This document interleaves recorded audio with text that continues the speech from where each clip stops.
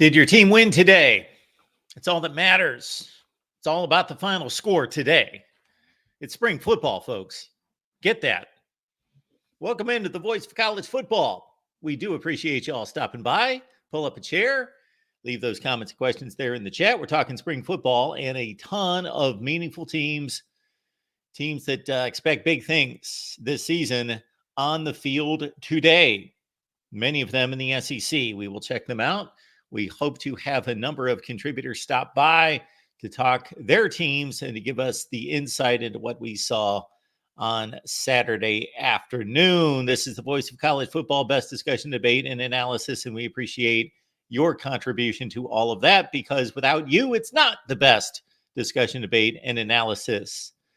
All right. The SEC really went at it. Ole Miss, Alabama, LSU, Tennessee, Georgia, Kentucky, all on the field today. We saw Ohio State take the field at noon Eastern time on Fox. The Fox network, of course, letting us know if we didn't already know, if we didn't have an indication, they made it perfectly clear. The bread is buttered in the Big Ten by Ohio State, and guess who's got the noon Eastern time slot next Saturday on Fox? Michigan. All right, so we see the Buckeyes today. We did an Ohio State postgame live with all of you earlier today, so please check that out. Not that we won't talk Buckeyes with all of you. We will.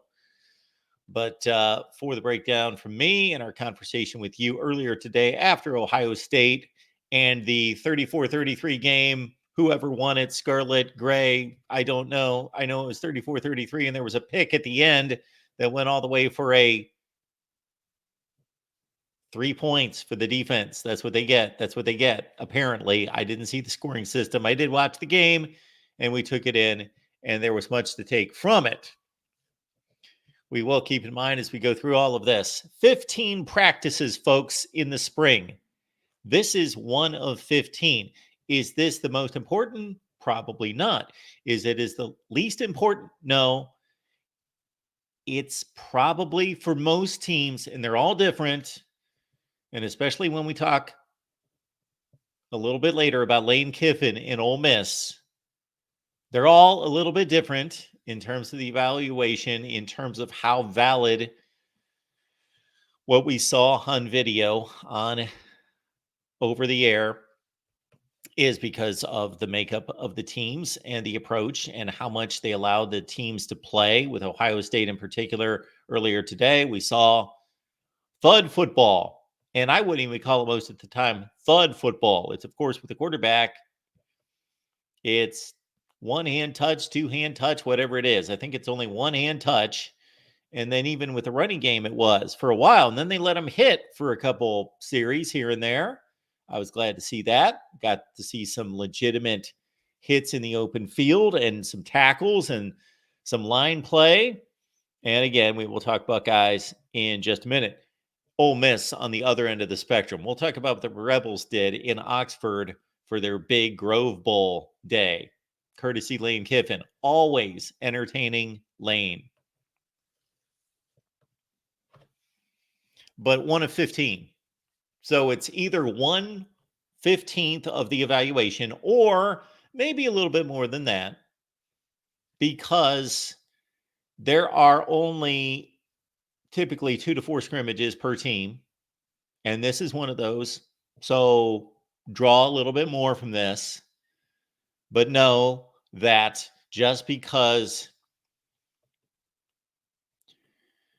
Billy Bob had a big day doesn't mean that he's had a big spring. Now, it's a good indication because guys usually show up and are the best players every day at practice. The best practice players are typically the best players. But that's not always the case, and guys have off days. Guys have big days. They have lucky days. They have all those things. So we will take it into context. Amazon link is in the description section of all the videos, including this one. Lucky for you, the Amazon link. Yes, I had something sent to me by Amazon just today. that with some other boxes that are coming in the next few days, hopefully you will see a difference here at the Voice of College Football. So appreciate you stopping by. Also, keep in mind, before we get going on the analysis and taking your comments, questions, and calls, the link is in the chat. Keep in mind, folks, Monday's a big day around here. I know it's a big day for the IRS, but it's a big day for us here at the Voice of College Football. It's Wake Up College Football. We're going to wake you all up each and every Monday through Thursday every week. And once we get closer to the season, hey, we'll probably show up on Fridays as well. That's the plan. Monday, tax day. Sorry to remind you. Maybe some of you are now scurrying to your laptops or whatever. But April 15th, 8 a.m. Eastern time, Wake Up College Football.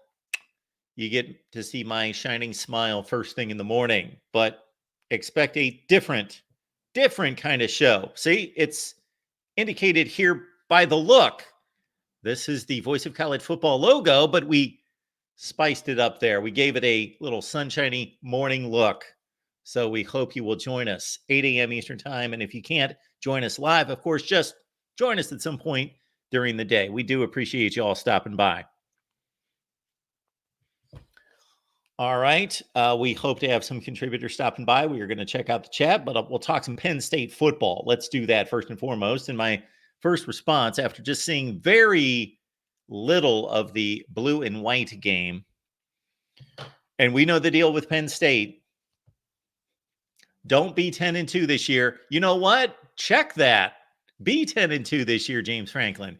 10-2 will be good enough to finally make the college football playoffs, to finally have a season for the first time since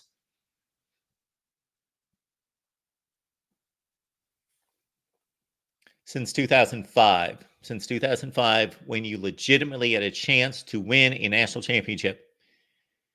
2005, 1994. Of course, it's last been done in 1986, technically. Should raise a banner there in Happy Valley for 1994. You truly should do that. If I'm running the show, Penn State, you hang a banner in 1994. A lot of nice teams over the past couple decades. A lot of nice teams. A lot of these 10-2 teams that have won bowl games. But those 10-2 teams have clearly not been the elite of the Big Ten or anywhere close to the elite in college football. Really good teams, really talented teams. I argued that last season's Penn State defense was probably the most talented defense in the Big Ten, if not all of college football, even right there with Alabama and Georgia. And yes, I know Michigan and Ohio State and Iowa played better defense more consistently, but most talented defense at Penn State. Lost a lot of those guys, but they brought back Abdul Carter. And Abdul Carter is being moved to rush end for Penn State. We saw him make some pressures today. He had a sack, and he's a beast.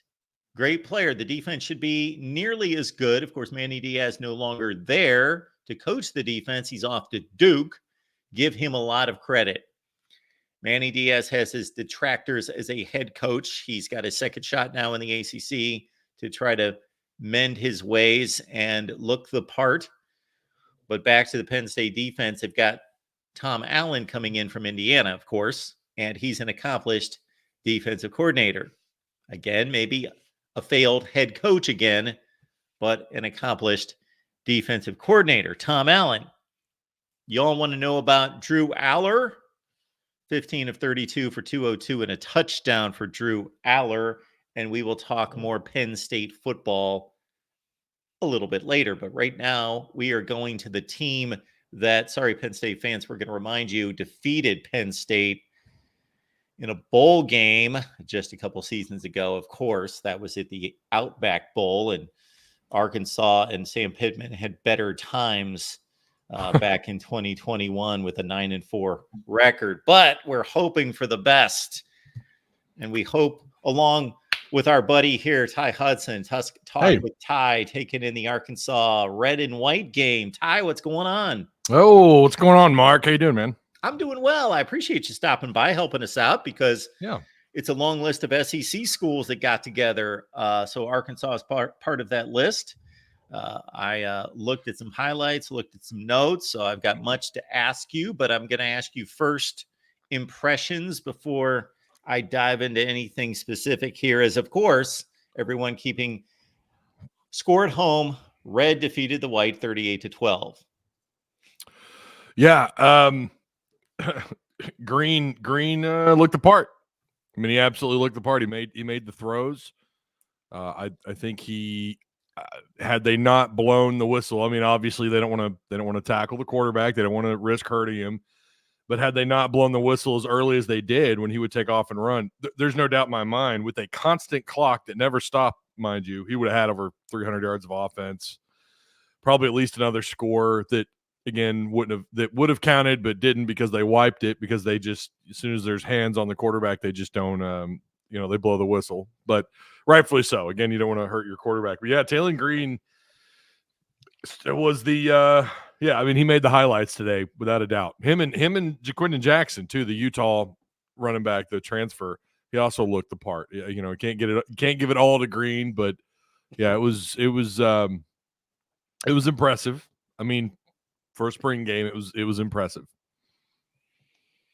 Yeah, 15 of 21, 242, 3 touchdowns. Hit Andrew Armstrong 3 times for 52 yards. Your thoughts about Armstrong, some of the other receivers? Yeah, Armstrong, who suffered he pulled his hamstring a little while back, and he missed a little bit of practice, and came back this last week. I watched him, 11-on-11 fastball and 7-on-7 when, it's receivers versus the defensive backs, for anyone who's not aware what that is. But you've got a smart audience, so I'm sure they do. But yeah, I thought my kid just came in the room. Apparently dinner's ready. No, I watched Armstrong quite a bit. He bounced back really strong this week. Had a strong week of camp, and so it wasn't really a shocker to see him have a pretty good day. And then Broden, I've been pretty high on him since about the second week of spring, since the second week of camp. He just looks like nobody wants to cover him. Nobody wants any piece of him. I mean, you could tell when they're trying to get someone to pull up on 7-on-7s to take him on. You could tell there's a little bit of hesitancy, a little bit by the DBs. He's just had such a good spring. I don't want to fill up the Kool-Aid too much. You know what I mean? But he had a really strong spring camp, and last year he got off to a slow start because he was battling injuries and he had all sorts of stuff going on. This last week he had. I think he had a close friend of his pass away, or a family member, or something to that extent. So, he rightfully so. He took a little time away, but he was back today and looked the part. Like I said, from about the second week on, I've been on the Broden bandwagon for sure. He's looked really good. Isaiah Centenia comes from Fayetteville High. He's I kind of thought he would have a bigger day. Not that he had a bad day, but I kind of thought we'd see a little bit more of him. And I know, too, in the second half, they didn't play the starters. So it's, again, not a big surprise. But he's still another guy all through camp, has just been consistent. He's a potential – I think he's a potential star, assuming he's fully bought in. I don't know why he wouldn't be, right, with Bobby Petrino as the OC. And as long as these guys remain coachable and just continue to work on their game and they're building off their routes and being on the same page with the quarterback, as well as I do, that's pivotal as well. And it seems like they've got a pretty good relationship with Green. He doesn't have just one favorite target. He likes those three specifically. He likes throwing them the ball a lot. Varkey's Gums, who, and I made this comment earlier on my post scrimmage, and I said it all through the week. He's been a favorite target through camp. He's another one who I thought would have an even bigger day than he had. I think he ended up with one catch for like 10 yards or something. Not a great day for him, but I think a lot of what we've seen through camp is a reluctancy of these quarterbacks, no matter who it is, to actually try to push the ball deep. they like going to their checkdowns. They like, and that's why the short yardage stuff, the over the middle routes to Centennia, Luke has the other tight end, and Varkey's Gums. That's why these guys have racked up some numbers through spring camp. Well, today they actually tried to spread their wings a little bit and fly. That offense, Mark, I mean, we know who's calling the plays, and he looked good. I calling the offense. I thought they were strong. The receivers were all, I don't think they had but maybe 2 drops all day, and so it was a strong showing by Taylor Green and by the receivers. Ty, we've been watching KJ Jefferson for so long, and he's been such a part of what this outfit has been for the last 4 years, and he has been the guy that you go directly from KJ Jefferson to Taylor Green. So I'm not going to say it's easy to make a comparison, but make a comparison for us in terms of style of play, strengths, weaknesses, build, all of it. Yeah, so KJ, 6'3", 240, whatever it was. I mean, he ran the ball. He ran the ball like a I don't want to say like a tall running back. You don't see very many 6'3" running backs, but he was so physical as a runner. Not a lot of finesse. He just ran you over, and it was like it's kind of what you expect to see in the SEC, a very tough league. The physicality is something that they take pride in here, and he kind of, I mean, he was, I don't know, when you think SEC, for some reason you think of these guys that can do stuff like that, just not at quarterback, and he that's what he was good at, right? And a couple of years ago, I can remember, I think it was PFF, I think it was Pro Football Focus, that broke down his deep ball numbers, and they were really good. I mean, he had really good deep ball numbers, if I remember that correctly. And even the year before that, when he had Treylon Burks, and there was no real big drop off after they lost Burks in all the quarterback stats. He was still, I mean, he was the guy. He put this team on his shoulders and carried them across the finish line to get them to the Outback Bowl, the final Outback Bowl. I know they changed the name since, and then to get them to a bowl game and beating Kansas in that game. And last year, again, you and I pondered over just what happened. I still put a lot of the blame on the offensive line. Dan Enos, KJ regressed. He's a system quarterback, KJ was, whereas I don't know about Talon. Talon is going to operate a little bit different offense here at Arkansas under Petrino. It's not going to be like what they ran at Boise. What little I know about the Boise State offense. 6'6", runs. And someone today actually at the game made an interesting comparison. They said, he reminds me of Matt Landers, who played wide receiver at Arkansas, who was 6'6", similar build. Was a wide receiver and dropped a 4.38 40 at the NFL Combine. Now, I don't know that he runs. I don't know that he's that fast, but that was a very interesting comparison when he said that. And the more I thought about it, I was like, oh, my God, they've got Matt Landers playing quarterback. He could move. I don't know quite yet. The biggest thing that separates them would probably be that he's not a hulk of a running back like KJ was. He's not going to run guys over. He's just going to run by them. Unfortunately, and Petrino put it best when he was talking about Lamar Jackson when he had him at Louisville. And we know what Lamar ended up going on to do at college and in the pros, still doing in the pros. But he said, we didn't know what we had in Lamar until we actually turned the lights on, until it was full speed, full tackle, full go. In other words, when it was game time, we didn't know what we had. We had an idea, but we didn't know he was that good. We didn't know he was that capable. I think it's going to be something similar to Green. Now, I'm not comparing Green to Lamar Jackson. I'm only saying I don't know that we're going to know his full potential until we see him. And I get it. You could say that about all positions, every player, but especially Taylor Green. I think we're going to have a pretty good idea of what he can offer the offense when it's go time for real. Tough Talk with Ty. It's right here on YouTube, folks. Arkansas football talk, baseball also in full swing, of course.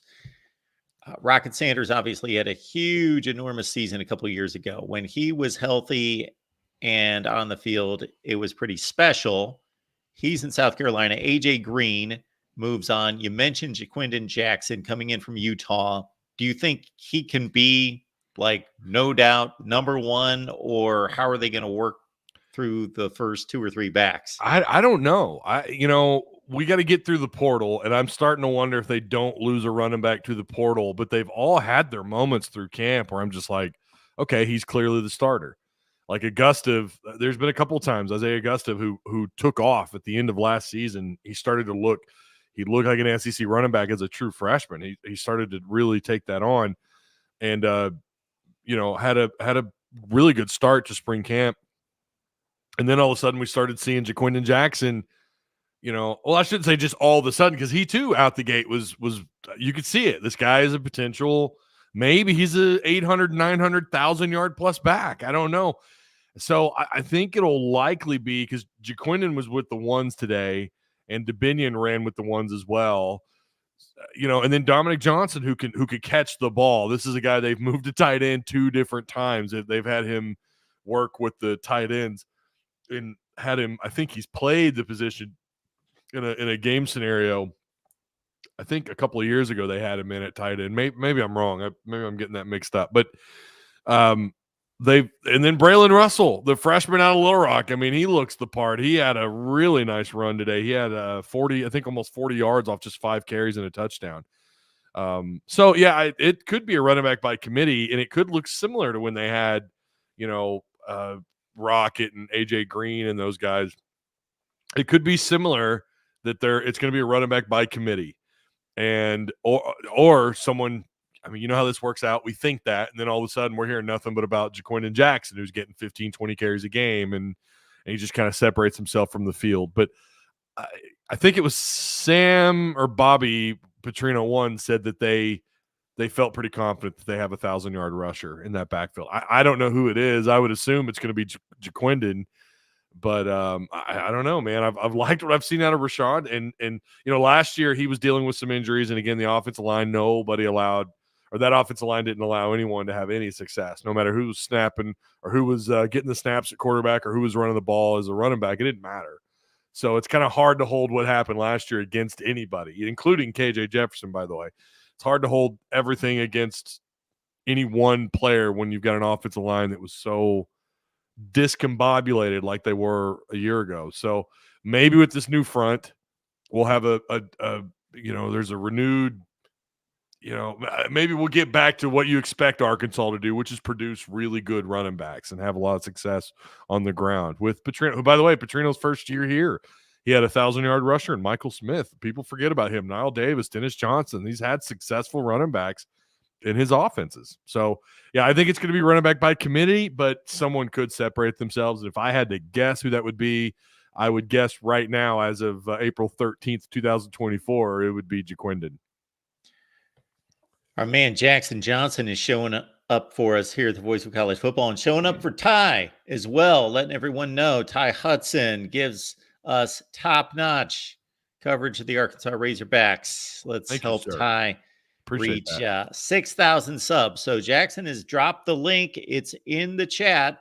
There it is. It's in the chat. Get on over there and check out what Ty's got on a daily basis. And now that spring football is over, just soak it all up, everything that he's provided for the last few weeks. He's out at practice all the time. So check it out. Ty, these are the players that Sam Pittman named on defense as standouts today. He said Landon Jackson, Cam Ball, Xavier Sori, Carson Dean, Brad Spence, and Jaden Johnson in the secondary. Anybody there that stood out for you? Brad Spence, 100%. Brad Spence today, and I like Xavier Sori. I like him a lot. He's a former 5-star, transferred here out of Georgia, but he never really shined, like stood out. You know what I mean? As the alpha on out of the linebacker core. And yet I've watched Brad Spence a little bit, and he kind of has, I feel like, had some better moments through camp. And then we have today, I have his numbers here, 3 TFLs, a sack, and I have him down for 2 QB hurries and 5 tackles. Now, my numbers may not match everybody else's. I might be off just a little bit, but I think that's pretty close. Regardless, and I need to go back and watch because I was at the game. So you're a scorekeeper, Ty, at these games. I try. It's difficult. I got invited. There's another Razorback show that invited me down to go sit down with them, and so I didn't finish out the second half stats. But yeah, I definitely kept up with the first half. I've got all those numbers play by play here in front of me. They're not super accurate, but I try my best when you don't have a pair of binoculars, But the best seat in the house is always at home, when you got the TV and the cameraman working for you. But yeah, I thought Brad Spence I liked what I saw out of him big time. Jalen Braxton, he's a potential all SEC caliber corner if he's not already one this year when they do their preseason stuff. When they hand out the accolades, he's just so impressive. He's just and he's not afraid to get in there and tackle somebody. But yeah, I would say for me, Brad Spence stood out. Yeah, Landon Jackson and Cam Ball. Yeah, Cam Ball he blew up a play in the backfield. It looked like it was him, anyways. But yeah, those guys certainly had a really good day. There's some stuff I need to go back and rewatch for sure on television. But yeah, I was impressed by the ones on defense. I thought primarily they did a pretty sound job. Now I know they still need some pieces. I was a little surprised today to hear Sam not talk about maybe putting linebackers as a preference. He said if they would like to go get maybe one older linebacker out of the portal, someone with a little bit of experience under their belt, but he did mention defensive line, offensive line, and maybe grabbing another wide receiver. But I feel like they do need to stock up linebacker just a little bit more. So Sam Pittman was pretty upfront about that. We got to go to both lines of scrimmage and linebacker in the transfer portal. Yeah, that's what he said today in his post game or post scrimmage. I'm glad he was. He's pretty transparent when he talks about the transfer portal, and I appreciate that because they don't have to be. It kind of gives away what you're doing a little bit because there's going to be other schools listening in, like what's Arkansas up to? Not that Arkansas is a huge threat in the SEC this year, but yeah, they're assuming they can get the NIL going. I know what's going on. You and I talked briefly about the bigger fish to fry because of basketball and Coach Cal coming to Arkansas, but there's been a lot of talk about the NIL and what it's done for basketball. Well, Mark, I know you're up there in Big Ten country. A lot of your viewers are Big Ten. They kind of look down on Arkansas as this little podunk backwoods. We walk around without shoes on. We ride horses to school and work. There's a lot of money here. There's a lot of money, and it's not just the Waltons. It's not just Walmart money. It's J.B. Hunt. It's John Tyson. It's the George Chicken family. It's there's a lot of money around these parts, along with the vendors who get sucked in down here because of Walmart. They want to be closer to Walmart HQ, so we get a lot of bigwig vendors down here, and some of them have, from what I understand, they do give a little bit of money to the university. It's everywhere down here, and they flexed for basketball, and they've done it before. Their NIL's been competitive, and now it's holy cow. So now it's like, can they maybe do that for football? What's going on? Like, let's do that. Let's flex on football a little bit in the NIL. And so maybe they do with these last 5 scholarships. Maybe they'll go out and they'll grab somebody big that no one expects, assuming there's a big fish out there for them to get. I'm going to break one of my own rules, and I'm going to ask you a basketball question. Did anyone have any clue, any hint to this John Calipari move to Arkansas? Someone in my Discord, we did a prediction. Who after Muss left, we do these predictions in the forums in Discord, and the prediction was who's going to be the next head coach. Only one person picked Cal, and it was one of my mods. And his head's going to get so big. It's already big from all this, but John Hawes made this prediction. I think I'd have to go back and look at the date, but that was the first time I ever saw, and I thought he was kidding. Now, I don't know if he has legit sources or not. I know he tries to crawl into some DMs here and there, just to get the inside, get some information when and where he can, which is still cool. I mean, I do the same. So, and he put Cal out there, and he was, again, I thought he was kidding. I kind of laughed, like, yeah, okay, Cal, right. He's going to leave Kentucky. And he does, and he got it right. But no, I don't think anyone really saw that. I mean, Saturday we had everyone telling us it was Will Wade. You know, and I'm not a fan of Wade. I've called him Wiretap Will for the last couple of years. I mean, he was caught. They caught him on a documentary. It was on HBO. You can hear him over the phone talking about paying these players compared to the G League or whatever. I mean, he's such a scoundrel, Mark. I don't want a scoundrel. I mean, I know they're probably all scoundrels. I know Cal kind of rubs people a certain way, and he's had his own issues, right? But now this stuff is legal, to be fair, what you can do with NIL. Yeah, I wasn't a fan of the Wade stuff. And so obviously Cal was just unbelievable. And I still, I mean, it almost feels like a fever dream, like, wow, they got Cal. We'll see if he lives up to what they're paying him and what they're doing in the NIL. But I something tells me they're going to be extremely competitive with everyone that comes into the portal. And they were under Muss. I mean, let's not get it twisted. They did a good job under Musselman, but it feels like Cal, it's like a steroid shot, like, wow, it just woke up everybody. The excitement for basketball is the highest I think it's been since I've been doing this. I know that for sure. Yeah, it's a great basketball school, no question. It's been a great football school. So get to a bowl game, is that all the hope is here? Or what are people there usually has to be, for a fan base, there has to be some kind of expectation, like conference championship, or at least get to a bowl game, or depending on obviously what it's been recently. Yeah. So how do you motivate a fan base, give them any kind of incentive or drive to watch this football team? What's the marker out there? Well, they open up down in Little Rock against UAPB, University of Arkansas Pine Bluff, and no disrespect to them, that's already not a crowd drawer, and I don't know what that's going to look like. It's not going to look good on TV. I know that. I think it's on ESPNU, I think. Don't quote me on that. But, yeah, as long as I've been doing this, I think the last time expectations were this low was when they just fired Chad and they hired Sam Pittman. Now, again, this might be the lowest they've been since I've been doing this. Chad Morris, there's still, even after year one, there was hope. I had so many people telling me that, like, oh no, that was just whatever. Year two, he's going to pick it up. And I can remember I caught a lot of flack when I said I think Chad Morris deserves quite a bit of the blame for what happened in year one. And for whatever reason, the excitement felt more palpable then. It wasn't a lot. Don't get me wrong. It wasn't a lot. Don't get it twisted, anybody who's watching this. I know fans.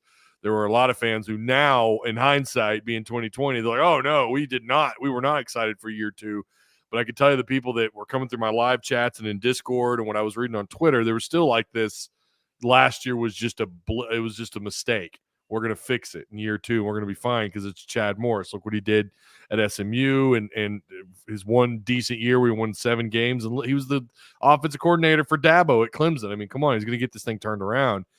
And so going from that to Sam Pittman, who I said at the very beginning, he's an in-between hire. There was an appreciation that the guy wanted to be here. There was certainly that, but I don't know that the excitement for that year one was really that high. It didn't seem like it. And then year one, you win 3 conference games. It should have been 4 with the Auburn game, but I'm not going down that road. I love bringing that up, though. And so that kind of heightened the expectation a little bit. Like, wait a minute, we really should have won 4 SEC games. When's the last time we've done that? And I can remember going into that year, I said, well, I've got Arkansas at 8-4. I think they're going to win 8 games. And they did. They went on and they ended up winning that, and they beat Penn State in the bowl game. But yeah, I don't know that I've seen it this low. And I don't know how they're going to draw fans to UAPB, Mark. I'm so anti playing in Little Rock. I'm so against it. It costs money. You can't bring recruits down to Little Rock. And we've heard past coaches before say that they kind of have to treat this as an away game. I do not like playing down there. And so that's how you're going to start the year off, with no real excitement in football. You're going to start off against UAPB in Little Rock. If you even slightly struggle in that game, which they could, I don't think they will, but God only knows until we see it. If they do, oh my gosh, I mean, I don't know. It's going to take a lot, and obviously week 2 you've got Oklahoma State. Yeah, if you go to Stillwater, Oklahoma, and you beat them, okay, yeah, now the light bulb is switched back on, and now the excitement is back. It's all it takes. Winning cures everything. If you start off 2-0 and you got UAB coming into town, you feel pretty strongly, well, wait a minute, maybe we can win 3 games. And then you open up conference play September 21st in Auburn, Alabama. So then you know how it goes. The momentum starts to come back. So that's what it's going to take. They're going to have to beat Oklahoma State. They're going to have to not look like crap against UAPB down in Little Rock. And then we'll see. We'll have to pick it up from there. But yeah, I don't know what to expect from this team right now. I'm not putting out a too early prediction like I did last year. I'm not doing that. I've learned from my mistakes. I'll wait until after fall camp, I guess.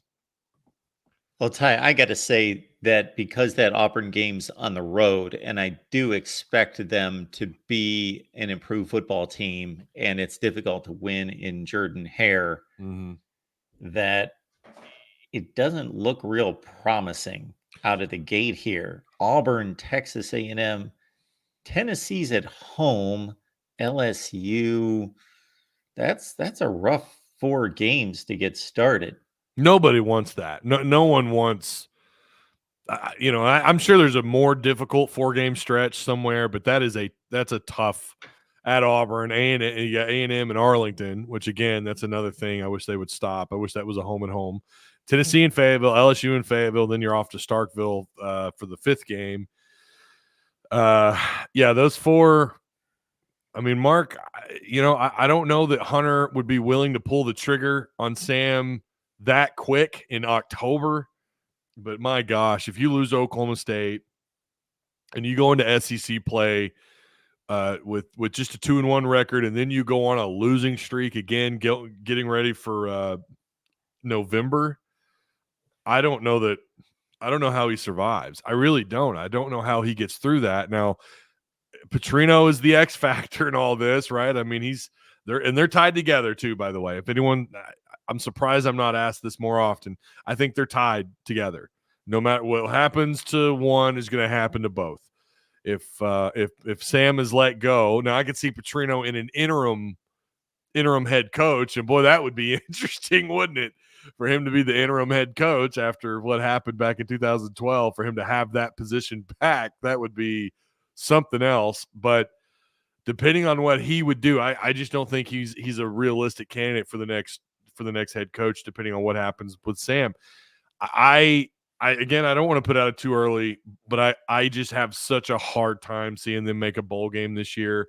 Things are bad right now for Arkansas football. There's just not much going on. Like, the excitement is you've got the number 1 team in the country in baseball right now, and they're always good. They're always a top 10, top 5 caliber baseball program. In basketball, after making 3 straight Sweet 16s, back-to-back Elite 8s, that program is starting to get back to where it once was, the basketball program, and now you've got Cal. Football just feels like an afterthought right now, and that's just, I don't know. It's pretty disappointing, and especially if you're a Hog fan. And a majority of my audience, they're Razorback football fans. Definitely pulled some basketball and a little bit of baseball here and there, but the excitement factor, I think, is the lowest. I don't know that I've ever seen it this low, especially since doing what I do now, covering it here on YouTube. Yeah, and it makes sense. And somebody's going to have to jumpstart this program, and we'll see if Sam Pittman's able to rekindle what he initially did in 2020, or if there's got to be some kind of transition. All right. Ty, I appreciate you being here. Yeah. Let everyone know where they can find you.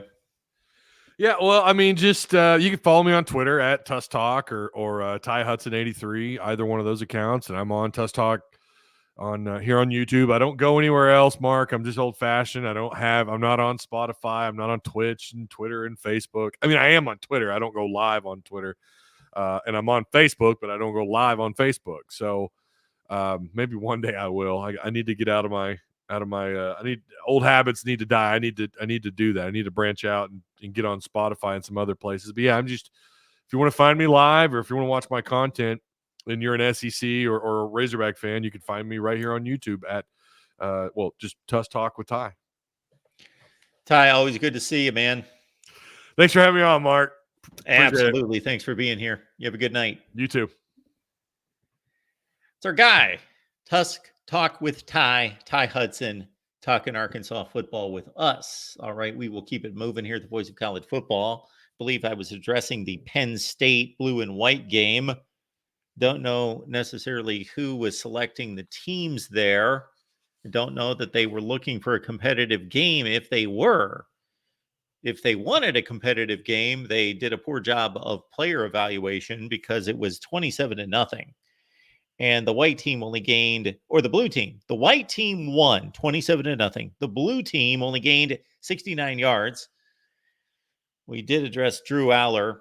My thoughts on Drew Aller is that he put together a much better season than most people give him credit for, because most people watch the big games and watched Ohio State and Michigan completely contain him, befuddle him. And yes, he was not good in either one of those games. Not good. I don't know that the play calling and the development of the wide receiver core was really to his advantage, and the offensive line was basically abused by both of those fronts at Ohio State and Michigan. And Penn State could really do next to nothing in the passing game. They did run it pretty well against Michigan in spots. No, Katron Allen had, I believe, 12 carries, 72 yards in that game.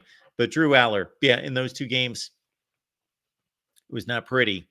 The stats look pretty, 25 touchdowns and 2 interceptions, but far too conservative. He needs to hit plays downfield, and those wide receivers need to allow him to do that. And Julian Fleming could be a big part of that. They need Julian Fleming to be something close to what he was coming out of high school. Number 1 rated wide receiver, 5-star. Had a nice year with Ohio State 2 years ago, 33 catches, 6 touchdowns. And Keandre Lambert-Smith bypassed the NFL, stay at Penn State. And we know the tight end position is really good with Theo Weiss and company.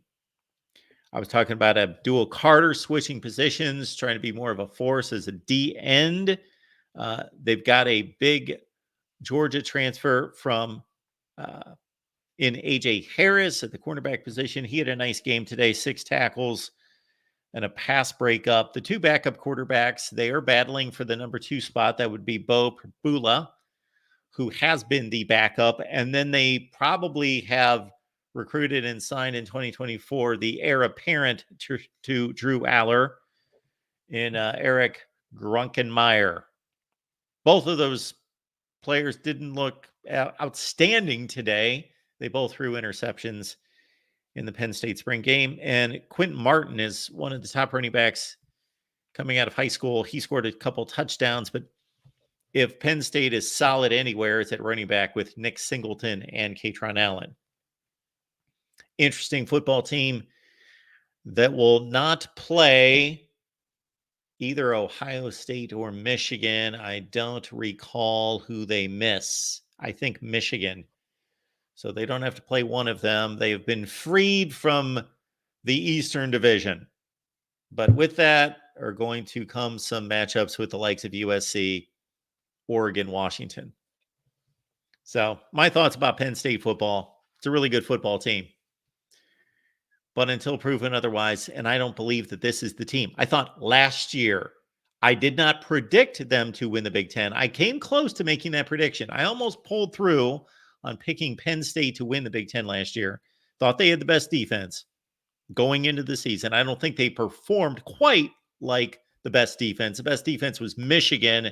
Ohio State and Iowa were right there during the regular season. I think it was pretty indistinguishable between those 3 defenses. In the postseason, Michigan, of course, showed themselves. But the 4 best defenses in the Big Ten were all extraordinary, and Penn State was one of those. So they're going to take a step back defensively, which means the offense is going to have to be more explosive. And the running game has got to get better, because those 2 backs should be lighting it up, and they both statistically took a step back last year. Nick Singleton only 4.4 yards per carry for Penn State last year. All right. Speaking of Nicks, we talked about Singleton. We got Nick here in the chat.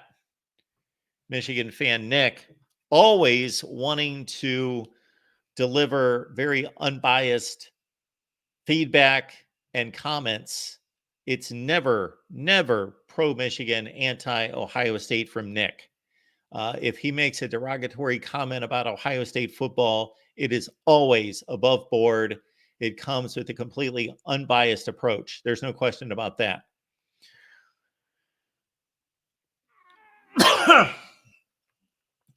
Nick for $1.99. Mark, Ohio State looked awful. Ryan Day is pathetic.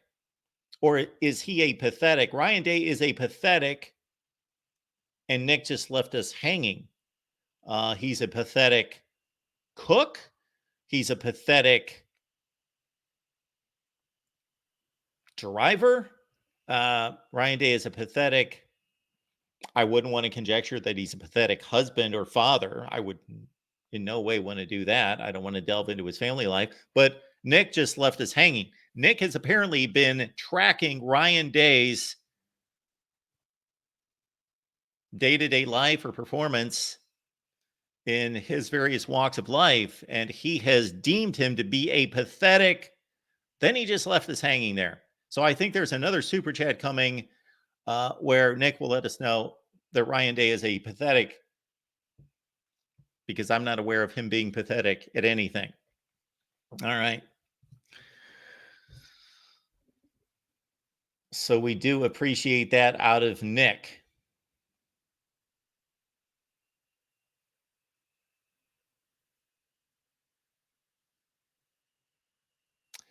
Grillmaster's got a good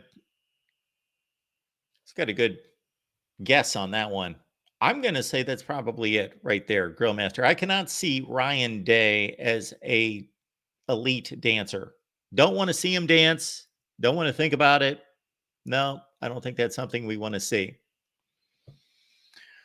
Our buddy Chris Frazier stopping by. What's up, Mark and chat? We appreciate Chris being here. And of course, the spring game for Florida State football is next Saturday. So you'll want to lock in on Spear Addicts with Chris for the rest of this week leading into the spring game. And of course, join us every Wednesday at 6 p.m. Eastern time on our Florida State channel, Voice of College Football. We got Chris and we've got George, Renegade Report. We, of course, have Big Game James Coleman, Den Media Group. It is the preeminent Florida State show.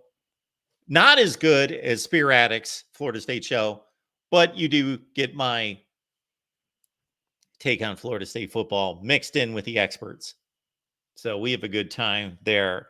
And if you have lived under a rock, or maybe you've been traveling the world, I don't know what you've been doing, that you're not aware of the Florida State battle in court with the ACC.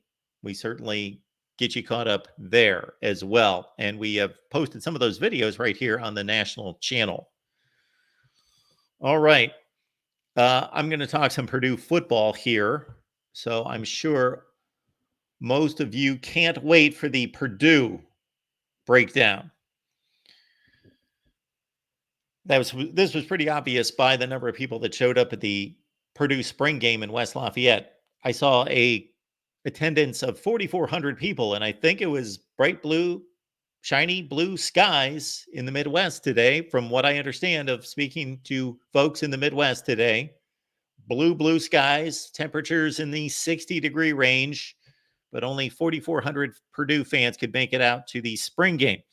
Hudson Card had a rough year last year. I like Hudson Card. I'm not going to try to promote him as a great quarterback by any stretch at all. Check out the Alabama-Texas game 2022. However, Hudson Card left the field with a lead and positioned Texas for a huge monumental upset, playing on one ankle. He's a gamer. He's a baller, but he was banged up, nicked up last year. Then you also had a bad offensive line, and you had a turnover machine of an offense in Purdue. And that wasn't all Hudson Card. That was running backs in particular, wide receivers dropping the ball as well. turning it over. Hudson Card, 11 of 17 for $160 and a 58-yard touchdown today to Andrew Sawinski. You've got a backup quarterback battle there at Purdue between freshman Marcos Davia and Ryan Brown. You've got Nick Scorton, who was one of the best defensive players in the Big Ten last year. He's gone to Texas A&M. And Deion Burks, one of the best wide receivers in the Big Ten, unfortunately for Purdue, gone to Oklahoma. Look out for freshman wide receiver, a true freshman, Tramar Harris for Purdue. And again, their running game is going to have to complement Hudson Card because he cannot carry the offense.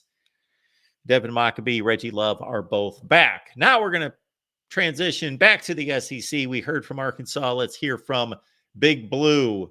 And when we speak Arkansas and we speak Kentucky in the same sentence these days, I don't know why anything comes to mind there. I don't know what that could possibly be, Kevin McGuffey.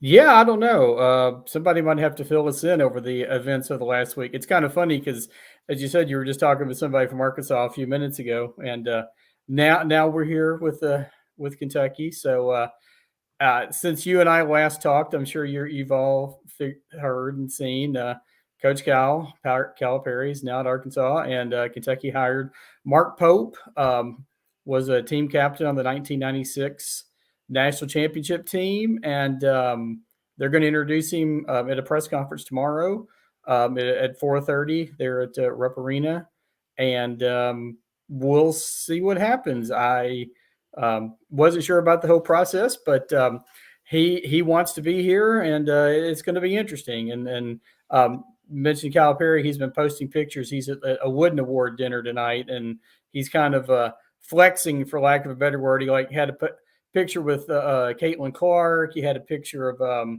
I think the cast of some of the cast of Ted Lasso. So anyway, but we don't want to get off on a whole other basketball tangent. We want to talk. I know you want to talk a little spring football, such as the Kentucky spring game was this afternoon. So yeah. John Calipari has had to discard all of his blue wardrobe now, and he has to buy that Arkansas wine. Right. Well, yeah, but the funny thing is, he looked like he was still wearing like a blue shirt at the dinner tonight, and then there's video of him calling the Hogs, or trying to call the Hogs, or trying to teach him how to do the Woo Pig Suey, and it's kind of entertaining to watch. But anyway, so and before we move on to football, really quick, because we did mention Calipari's move to Arkansas with our buddy Ty Hudson just a few minutes ago. Because coaches just don't leave Kentucky. If I'm not mistaken, we would have to go probably throughout the entire history of the program that you either get fired or you go to the NBA a la Rick Pitino. Otherwise, nobody leaves Kentucky. Right. Yeah. In the modern history, basically, of basketball, I think Adolph Rupp came to Kentucky in 1931, 1932, was here for 40 some years, retired. Joe B. Hall took over after him, was here like 14 years. He retired. Eddie Sutton came from Arkansas after that, lasted 4 years, got in all sorts of NCAA trouble, got skill on probation, and he got fired. Then Rick Pitino came in, was here like 9 years, left, as you said, left for the NBA. Tubby Smith was here for 13 years. Now, Tubby did leave Kentucky and went to Minnesota. So he actually decided to leave, didn't he? Yeah, and there was a lot that went into that. I think I don't think he felt. I don't know. The program wasn't. He went to three. He obviously won a national championship his first year, but of course the caveat was, he won with Pitino's players. I don't buy that. Tubby, he might have been the players, but Tubby was coaching them, and but yes, he did. He left. He went to Minnesota because he just didn't feel, I don't know, like the situation just wasn't right here anymore. So then they hired Billy Gillespie. He lasted 2 years. He got fired. And then Calipari came. But yeah, so basically two out of that's 8 coaches, 7 or 8 coaches. Yeah, 2 of them actually left and went somewhere else, to go somewhere else, and the rest were fired or retired. Now, if this all wouldn't have happened over the last week, I think that the most talked about person in the state would be Brock Vandegrift. Yes. Yeah, and that's what a segue. I know that's why you're the voice of college football. Basically Kentucky's scrimmage. I don't know the best way to, maybe if anybody's familiar with the TV show Whose Line Is It Anyway, you can kind of make the note to the scrimmage. Basically, the points didn't matter, and they just kind of made it up as they went along almost.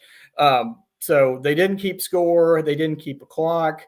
You and I talked about this earlier in the week, that when we all discovered what thudding was, and basically they popped pads at the line of scrimmage on the snap, and then you either wrap somebody up, did not tackle them, or some of them honestly just plays ended on two-hand touch. So, but of course, for the crowd that was there, the big thing was Brock Vandegrift, and to see how he was going to do. First chance really to get to see him, and for everything I've seen and heard, he looked pretty good. As it turned out, this game was, this was supposed to be on ESPN Plus or SEC Network Plus, and then magically sometime late this week they said, oh, it's not going to be on anywhere. So you either had to be in person watching the game, or followed it on, found ways of following it like online, like through Twitter feeds, or just talking to people, and going from there. But back to your point, Brock Vandegrift looked very good. Had a couple of touchdown passes, led 3 scoring drives. They basically, and this was also the first chance to see what Bush Hamdan offense was going to look like, and very up tempo, as we talked about before, fast paced, lots of misdirection. I think there's a lot of things for folks to get excited about. Like I said, Vandegrift threw for 2 touchdowns, led to another score that went to field goal. Basically, they kind of alternated quarterbacks. You'd have Vandegrift for a while, then you'd have Bo Allen, then you'd have Cutter Boley, who's a highly touted incoming freshman from here, a local kid from Lexington Christian. So, and he also did some very good things running the ball. They ran a few quarterback draws, kind of reminded maybe a little bit of Will Levis with his running ability. So that's something I think going forward that, going to keep defenses honest, shall we say, because he might drop back to pass and just take off. You're going to have to watch him on the ground as well as through the air. They worked a lot on he did mostly short and medium passes. They did throw a few long balls. One, I think, was like a 40-yard completion to Dane Key. That was probably the longest pass he had of the day. But the short and medium passing game looked really, really good. And you still need a little, still getting there maybe with that deep ball. But again, it's only April, and we've got 4 or 5 months until the season starts. So, but first impressions, I think everyone, the BBM was pretty happy with what they saw out of Brock Vandegrift. Did you get a chance to see much from Chip Trainium? Didn't really get to see much with a lot with the running game. They had one, I know, Jason Patterson, who's an incoming freshman, a freshman they're really high on. He scored a touchdown. Didn't really see a whole lot, hear a whole lot about Trainium today. So, but I didn't hear that he was out or not playing, but just didn't, you didn't see his name mentioned anywhere. So take that for what it's worth. I can do some more research, but that's the best I can tell you about that right now. So Kevin McGuffey's here from Last Word on College Football. Kentucky with its spring game today at Kroger Field in Lexington, and they didn't keep score, so I don't know that it was necessarily a game, but the folks out there got to see Kentucky throw the ball around and play some football. And right. It's the last session anyone will see, of course, until August camp. And the wide receiver core, I don't know, you would have your estimation on whether they really lived up to it last year, but certainly going into the season, it looked to be the best wide receiver core that Kentucky's put on the field maybe ever. Who's back from that group? And in terms of anyone else having to step up, how does the wide receiver core look? Well, obviously the wide receiver core starts with the super. I guess we call them juniors now. Barrion Brown and Dane Key. Both of those guys have been, especially Key, has been turning a lot of heads in practice this fall. Like he's really ready to take that next step. Another guy that we talked about before was Jamori Macklin. He from North Texas transfer. He did not play. Honestly, hasn't played. I don't think hardly any, if at all, during spring ball. But he still. They think that's he's someone that's going to take that third receiver spot that was Tavion Robinson's last year. But a guy who's been really impressive and somebody we talked about back on signing day is a wide receiver, Hardly Gilmore from out of Florida. He's they think he could be another like a second coming a couple years now of a Barrion Brown or Dane Key. He might be that next guy, next year. I mean, who knows? Key and Brown could have huge seasons as juniors and decide to go to the NFL. Obviously, us here in Lexington hope that doesn't happen. But he's a guy, like I said, now Macklin is, I still think he's going to be the guy who ends up as that third, that kind of slot receiver position that Robinson played.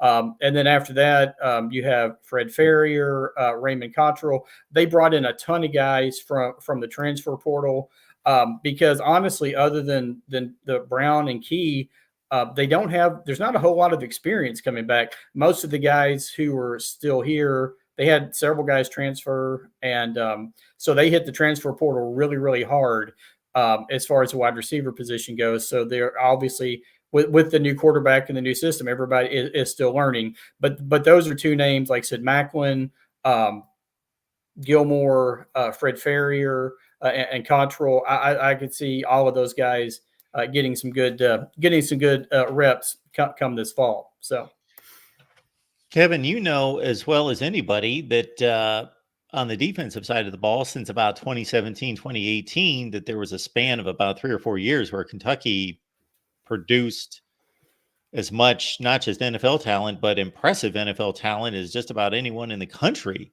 Right. It was remarkable. Are there those kind of players on the 24 defense? Yes. His name is Deion Walker. No, you talk about just that. You probably saw this week, Josh Allen just signed a huge extension, I think $150 million contract with the Jacksonville Jaguars. So that's, that he's that guy that the UK coaches always talk about, the recruit and develop. That's always been a motto with Stoops and Brad White, Vince Miro, and those guys. So if you go back and look, Josh Allen was a 2-star player coming out of high school, and Kentucky, saw something in him that they were impressed with, and you see where he is today. But we just I've been going through doing position by position previews and just talked about just did the defensive line. I think that just posted a couple of days ago. But yeah, Deion Walker is going to be the guy, big man in the middle, potential All-SEC candidate. I think potential dark horse All-American candidate, maybe. He's really, he's trying to slim down a little bit this year. But he's another guy who did not play today and hasn't done much, if anything, in spring ball this year. Honestly, Kentucky was probably 4 or 5 of their top defensive linemen. None of them played today or have been not had a lot of reps, if any, at during spring ball. But yeah, like I said, Deion Walker is the guy who could probably be that next guy that you're hearing about in the NFL next year. He's a junior. Would not surprise me to see if he has a monster season this year to go ahead and declare for that 2025 draft, where I think he could be a potential first-round pick. But first, we're getting way ahead of ourselves. But that's the guy you're talking about. Those impact players. He's the one. He's the one that you should definitely watch out for on the sidelines or on the game this fall. So, chat, we've got a question for you. I'm going to leave this question for the chat to answer. Who is the current dean of coaches in the SEC? Who is the coaching dean in the SEC right now? That would Everybody, be please. Do you that would. know who is the dean of coaches now with Nick Saban hanging him up? Am I supposed to answer, or are we supposed to wait? I don't know if we can wait. We're not going to wait too long. Let's see if Okay. anybody's listening or cares to answer. I guess not. Who's the dean of coaches in the SEC, everyone? Dependent Fanatic says Kirby Smart. Nope. I think he's second now, but Yes. yeah. But and let's understand, the dean means the longest tenured. Right. It doesn't mean Right. most successful. Yeah. Exactly. Not necessarily the most. I mean, if you want to look at it from success, obviously Kirby Smart would be the guy now that Saban is gone. But no, he's not. He's not the elder statesman. The Rod Farva. Ding ding ding ding ding Yep. ding ding. You are correct, in sir. his 12th season. Yep. Mark Stoops in his 12th season, and now with Nick Saban retiring, he is the elder statesman, the dean, however you want to use that phrase, of the SEC SEC coaches. So, and like I said, we talked about this earlier this week. You remember the whole Calipari Stoops blow up from 2 years ago, and hey, looky here, Stoops is like, I'm still here, and I know somebody on, I still call it Twitter, but X, whatever, picture of like, Stoops, drinking his bourbon or whatever. And he goes, I won, kind of thing. So, but anyway, but Mark Stoops is the elder statesman now, 12 years. And like I said, still going strong. And like I said, I think 7, just throwing it out there, I think 7 wins, 7 to 8 wins. The schedule was obviously a lot harder this year. Kentucky, let's face it, if Kentucky starts 5-0 this year, they're going to be ranked like number 2 or number 1 in the country. Because you think about they go to Ole Miss and they play Georgia within those first 5 weeks, and they also play South Carolina, which honestly I think is probably the most important game of the year this year, because Kentucky has lost to Beamer and the Gamecocks 2 in a row. And Kentucky needs that win and needs to get back on, needs to get back. We won like 8 out of the last 9. So, yep. So there you go. Southern Miss, South Carolina, Georgia, Ohio, and then at Ole Miss. So, and I said, I'm really, I will be one of the first ones to admit I'm very high on Ole Miss this year. They really came on obviously at the end of last year, and they just crushed it in the transfer portal. So, and now that one's down in Oxford. So Kentucky just played there a couple years ago and really had a chance to win that game. But it's kind of that 2022 season in a nutshell. Turnovers and penalties pretty much killed the Cats' chances of winning those games. And I would like to point out, some people may not know, if you look at maybe an older schedule, Kentucky was originally. Sorry, I just bashed my hand on my table. You're right there, Kevin. Yeah, sorry, I'm getting too excited. I'm like Dick Vitale, baby. Anyway, John Madden. Let's make it football. Kentucky was originally supposed to play at Akron to start the season.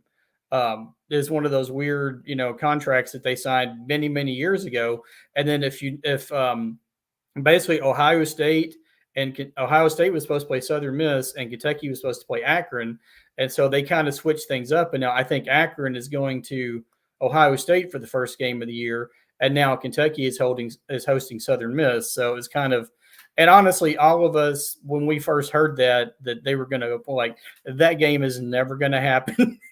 Like Kentucky, they're going to buy their way out of the contract, do whatever, pay.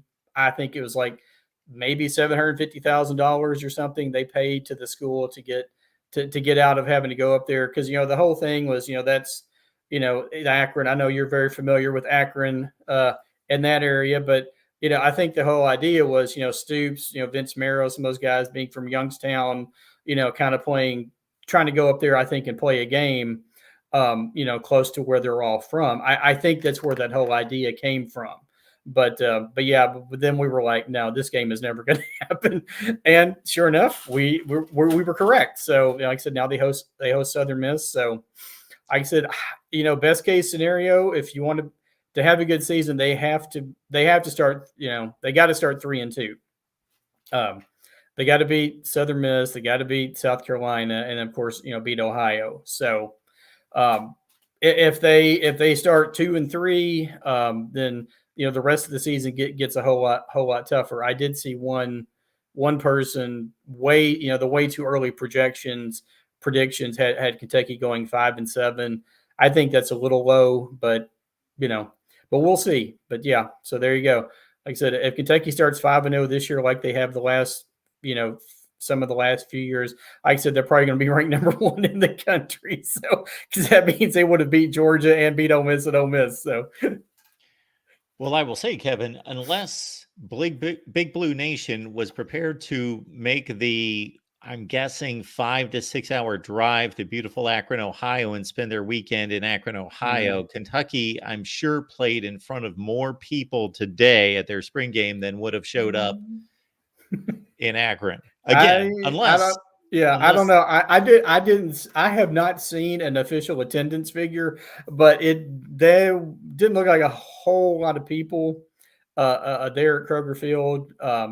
But like I said, I haven't seen an official attendance. And of course, when they do those, I'm sure they count, all the, the ushers, the folks in the concession stands, all of that stuff. Media. But, yeah, everyone. The media, exactly. So, but yeah, I mean, I don't know. I'm not sure what kind of crowds Akron draws these days, but yeah. So, like I said, I think that was the whole idea behind that game. But now it's like, no, we need, especially with Oklahoma and Texas and all that coming in and changing of the schedules. It's like, yeah, we needed that game. And South Carolina, Southern Miss is a game obviously that they should win. Those two teams, they played a series home and home about 7 or 8 years ago, and then Kentucky won both of those, but they went down right to the last, deep in the fourth quarter kind of thing. So, best case scenario, we get Vandegrift throwing for like 5 touchdowns, and Tranium runs for like 150, and then Key and Brown get 100 yards passing, receiving each, and great way to start the season. So we'll see. But like I said, we'll see what happens. Like I said, it's 5. Yes, let's do that. We'll see what happens. But like I said, but going back to our original, like I said, it wasn't a spring game. It was more like a controlled practice. But for the Big Blue Nation, it was a great chance to see Vandegrift, see what the new look offense is going to. What the new look offense is going to look like. And, and then we'll see. Now they've got all summer to get everybody, healthy. I don't know, like some of these things, like some of the people didn't play. If it was, a game situation, some of these people, some of these guys probably would have been out there, but how it is. You get, the end of the season, the 2023 season, you have, aches and pains and little nicks and, things you need to get taken care of. So I don't know. I mean, spring practice really, as big a, not I'll say a big a deal, but what's more important, making sure everybody's healthy in August or in April. So, but who's the most important team in football today? Is he an Ohio State fan? No, he is a Kentucky fan. Oh, sweet. My man. Yes, our guide to real MVP. He is I didn't get to see any of the Ohio State. So I know it was broadcast on Fox this afternoon, and I didn't get to see any of the Ohio State games, see how they look today. But like I said, with all this Kentucky basketball, as people who have followed me and our conversation, my main job, I work at a TV station and here in Lexington, and the last 2 weeks have just been absolutely nuts. I was on vacation. I was off for a few days, but I got home like Sunday night, and I was getting people that I know that like live in Arkansas that I've done like things for in the past, and they're like texting me and calling me like, dude, what's going on with Calipari? I'm like, I don't know. I have no idea what you're talking about. I've been on like college visits with my son. That's what we were doing. And then I get on and I'm like, wow, this is really happening. So, but yeah, like I said, the last couple of weeks, honestly, since the end of the basketball season and another disappointing, awful, no good, very bad loss in the NCAA tournament, it's just been nuts. But hopefully after tomorrow, this is all great, and then we can go back to spending the summer talking about football and the transfer portal opening, the summer portal, and we'll see where we see where we are come August. And then, as I always like to throw out with you, when we get hopefully around Memorial Day weekend, we'll throw out, just for fun, we'll throw out some early bowl projections.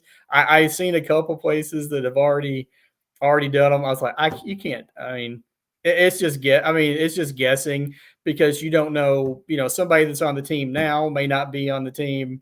Like a star player may not be on that team.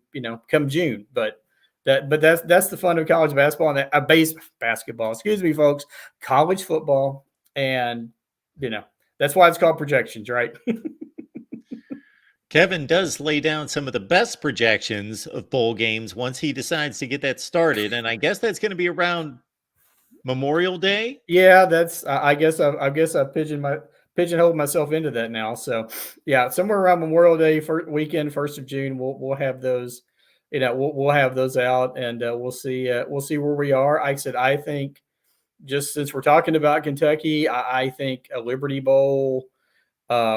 Maybe even a Las Vegas Bowl. Hey, why not? Let's go to Las Vegas for the for the holidays, because I guess my understanding has been a lot of teams, with the way things are set up, haven't been that excited about going to the Las Vegas Bowl, because it's like 3 days after signing day, because it's like the game's usually like on that Saturday before Christmas, and like that Wednesday before Christmas, obviously your coaching staff is worried about your recruiting day, for the next season.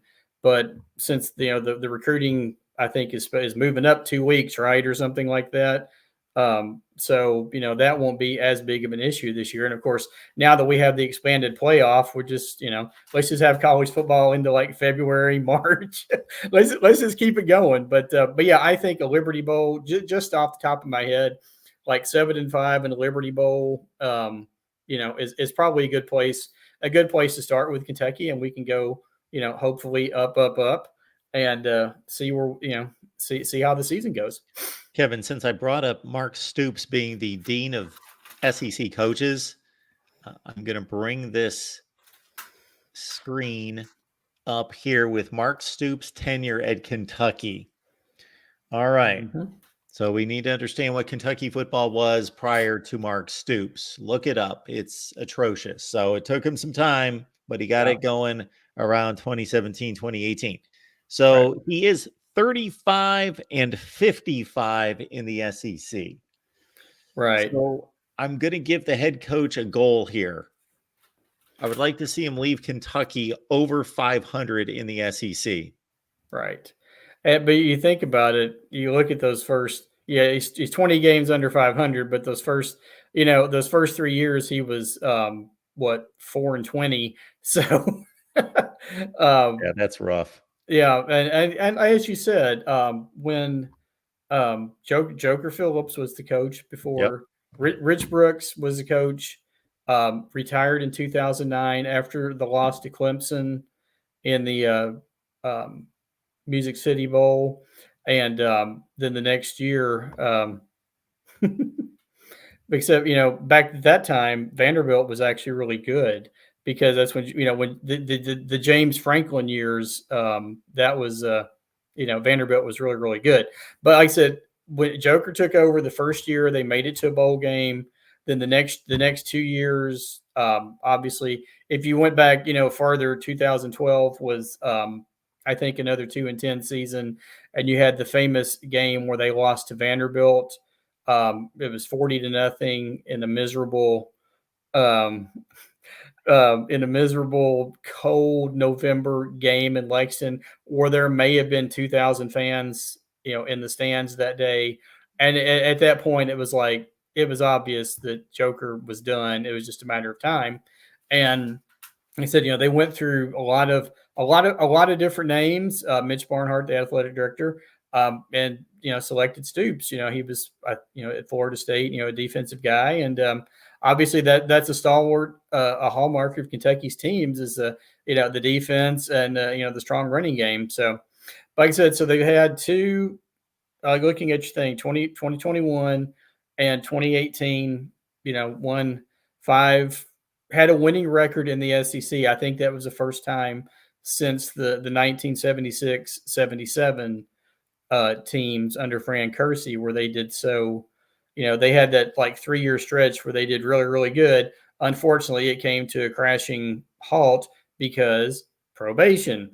They got lots of recruiting violations, lots of all of that. And, Kersey stuck around for a few more years, and Jerry Claiborne came in, went 0-10-1 his first season, and then, took Kentucky to a bowl game. I think it was called the Hall of Fame Bowl. It was something played in Birmingham. I think it was the Hall of Fame Bowl because they played in that game 2 years in a row.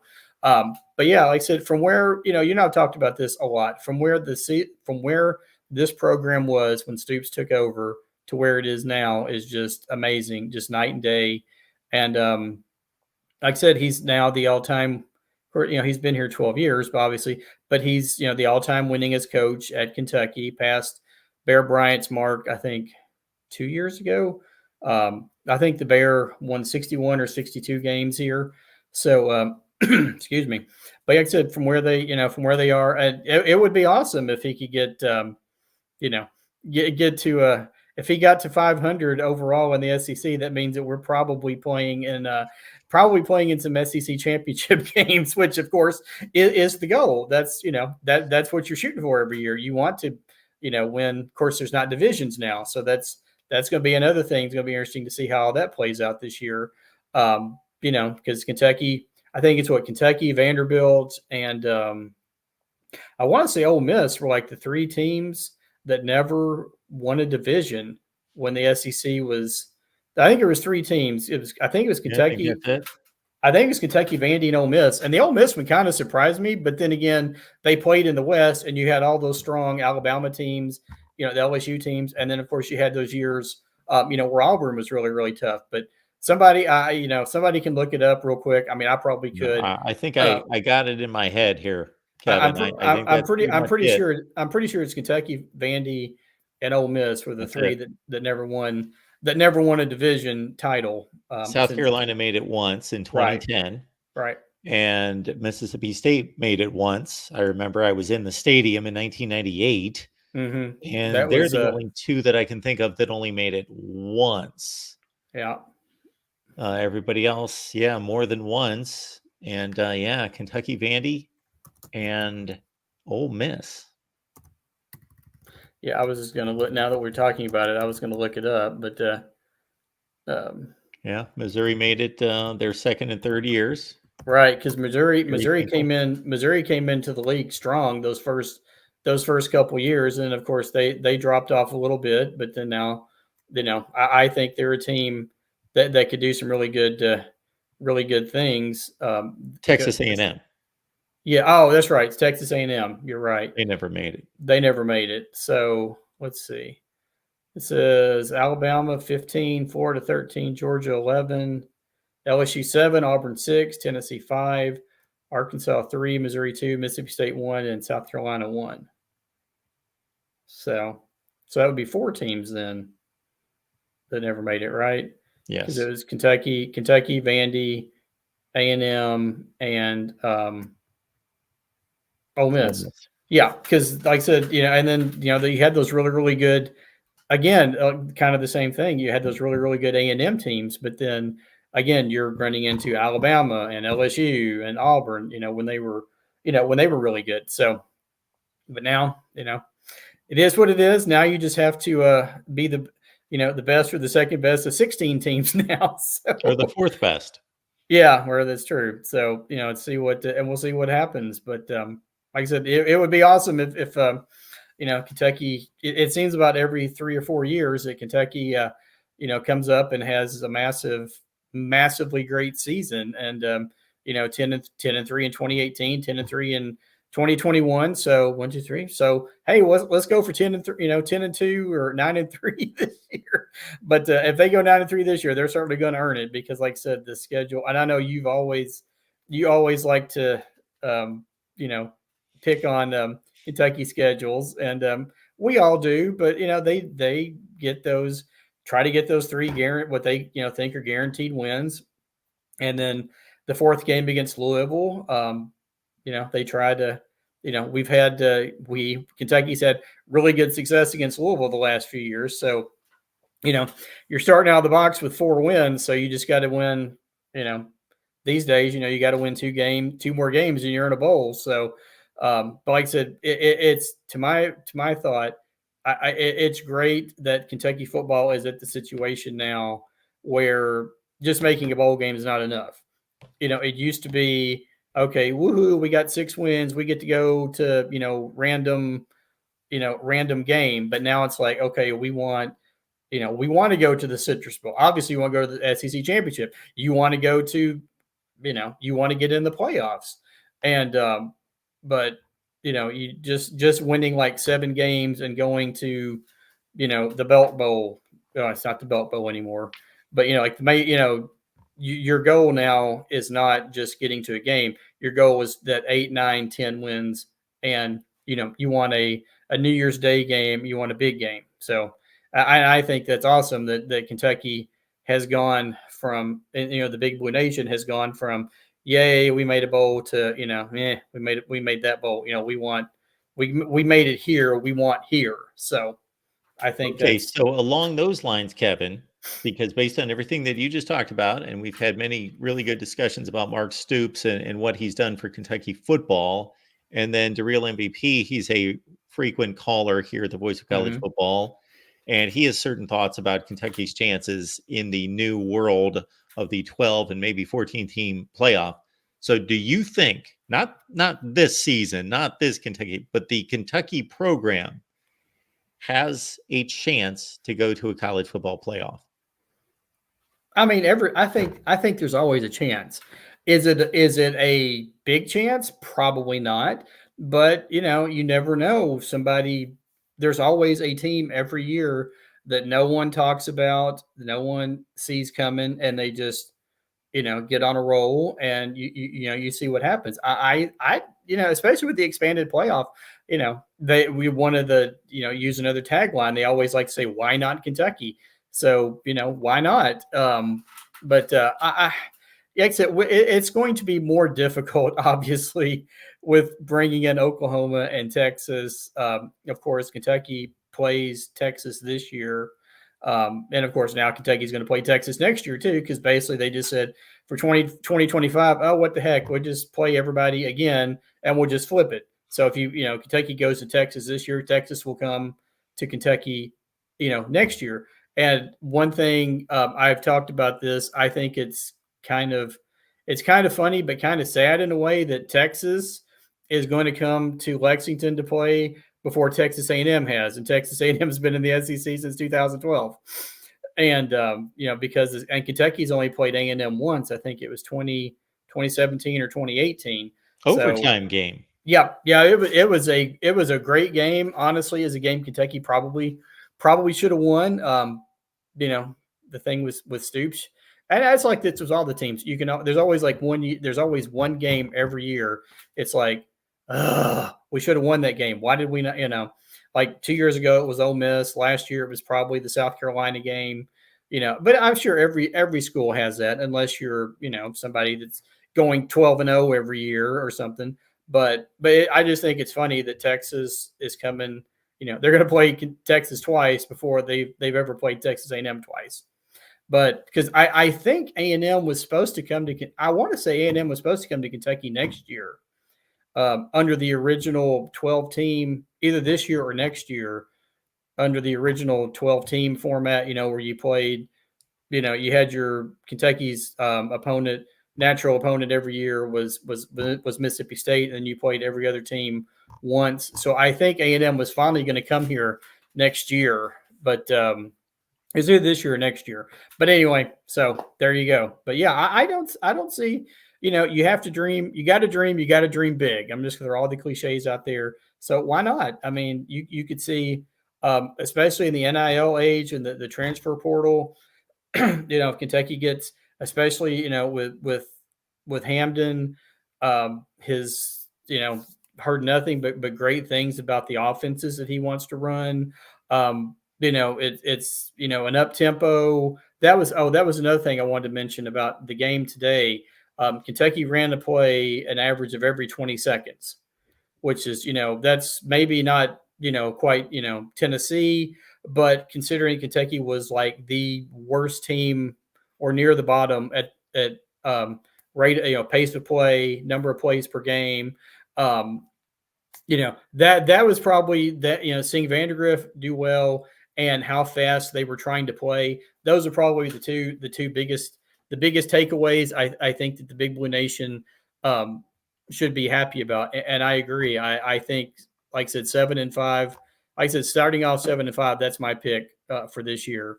And then we'll see what happens. But like I said, I think they start 3-2. And then they got some tough ones at the end of the season coming up this year. So like I said, I think 7-5 is a good. I think people should be happy.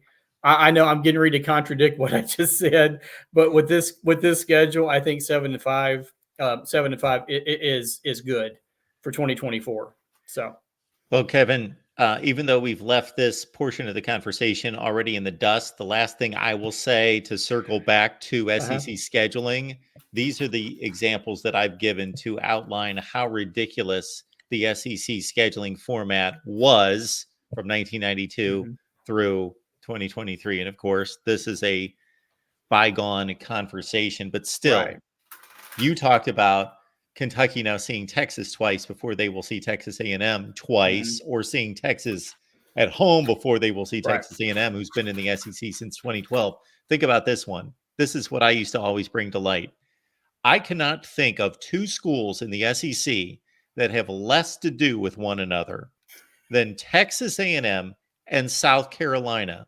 And they were the two teams that were paired to play every season in the SEC. Therefore, Texas A&M has played South Carolina 12 times.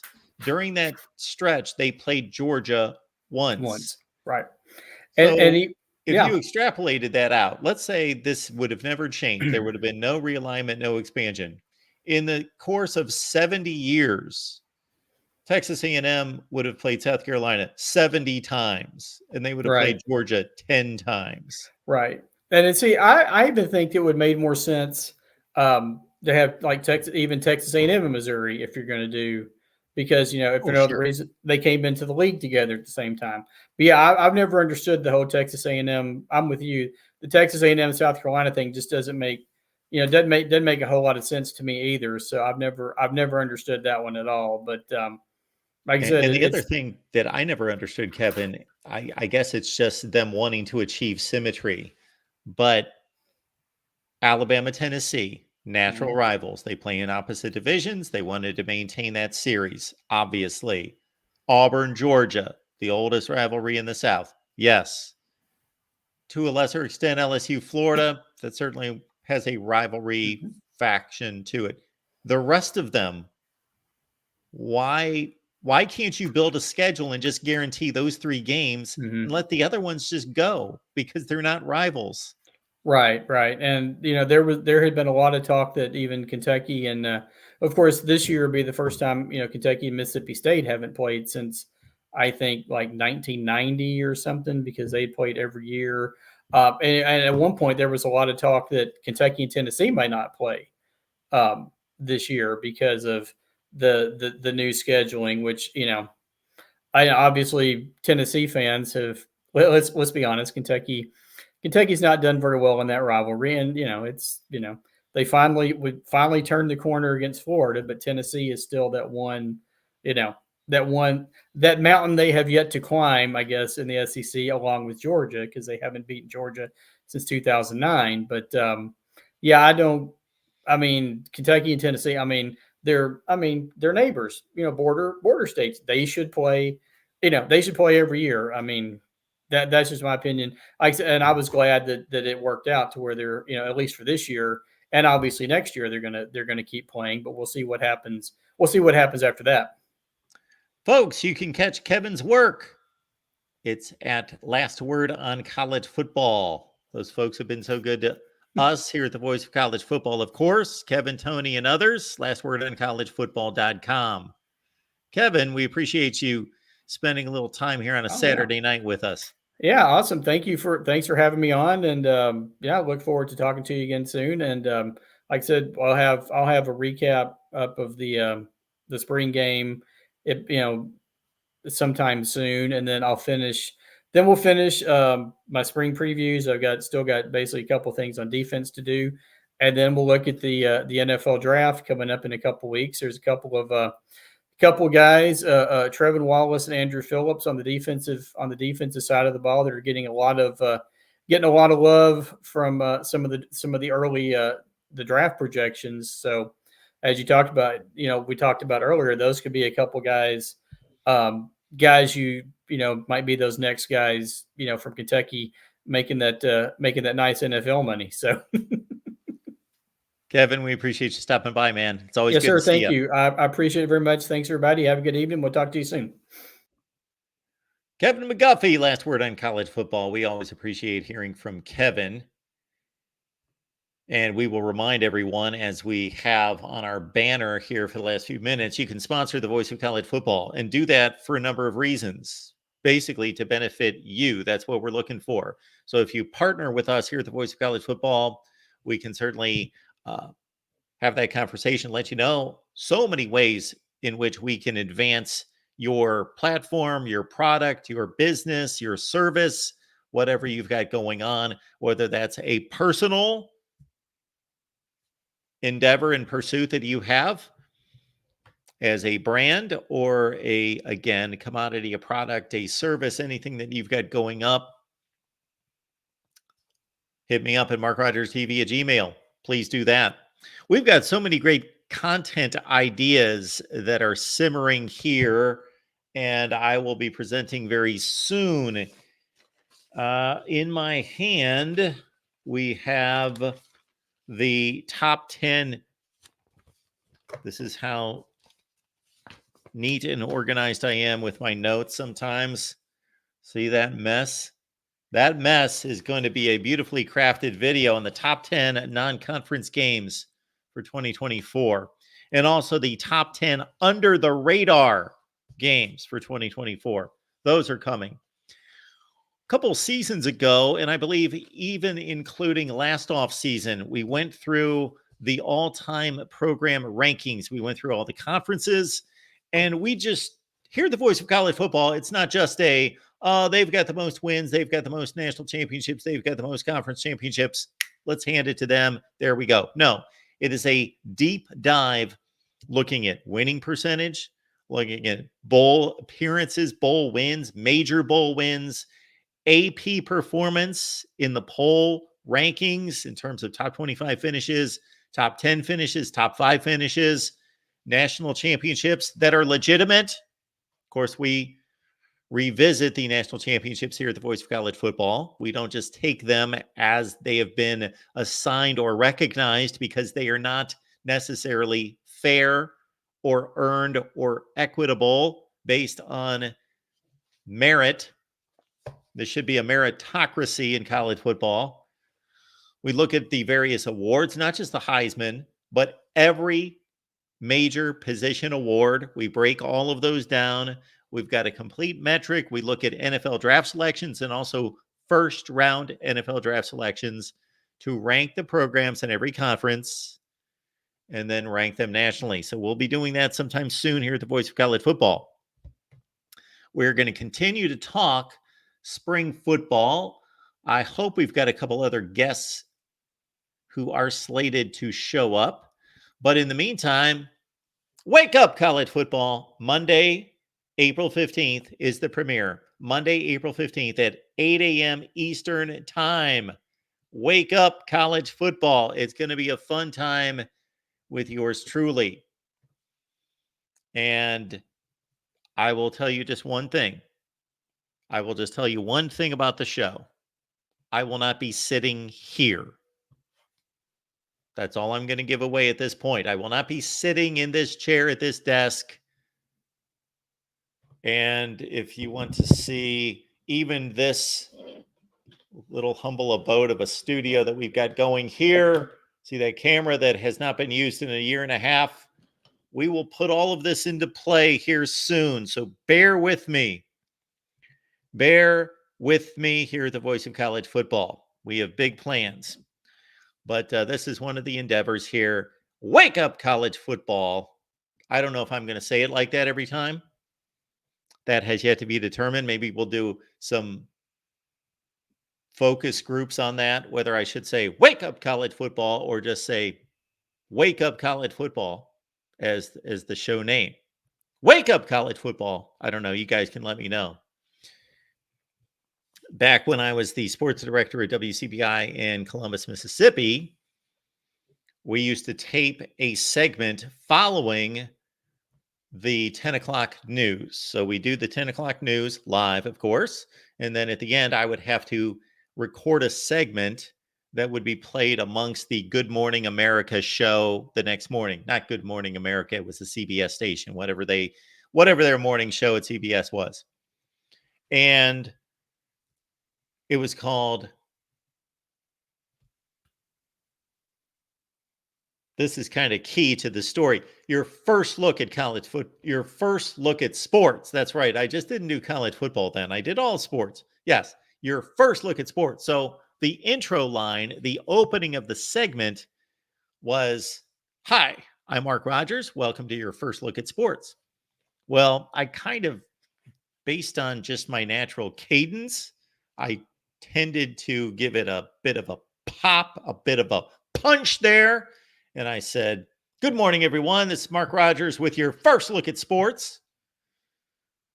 And then I got a little bit juiced up, fired up. Maybe I had some of that Red Bull that all of you are talking about, which I've never touched in my life, actually.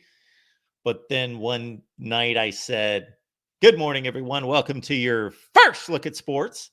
And that drew a chuckle or two, and then I just embellished this more and more and more and more and more and more and more and more and more.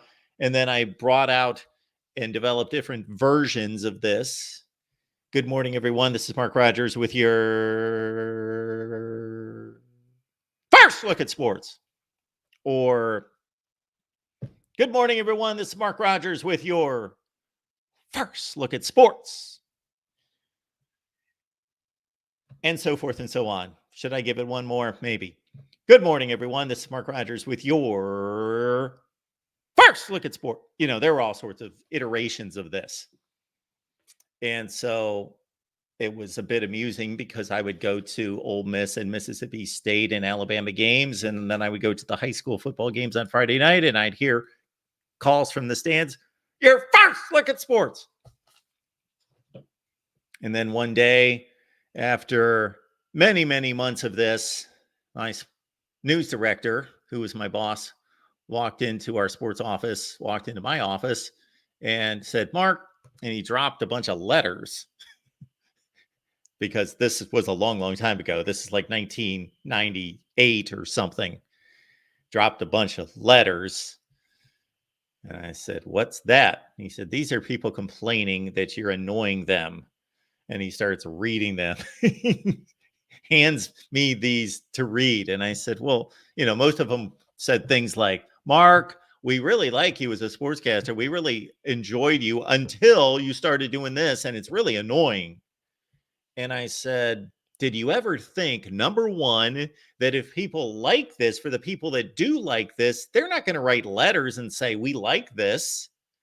So this is a bit of an unfair poll here that you got 17 or 27 letters or whatever the number was. And number two, any publicity is good publicity, right?" So he told me to tone it down, which I did. Kind of. I think I revved it back up after a few weeks. All right.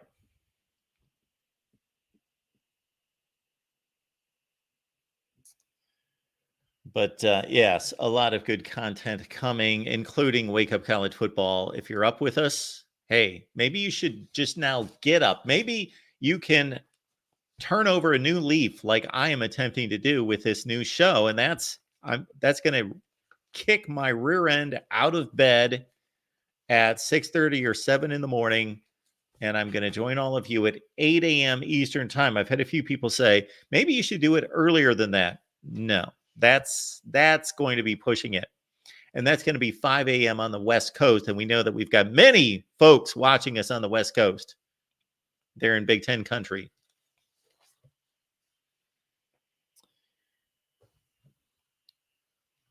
Check out our Buckeyes postgame show that was live here this afternoon. It's over on the Ohio State channel. And of course, shop Amazon when you do.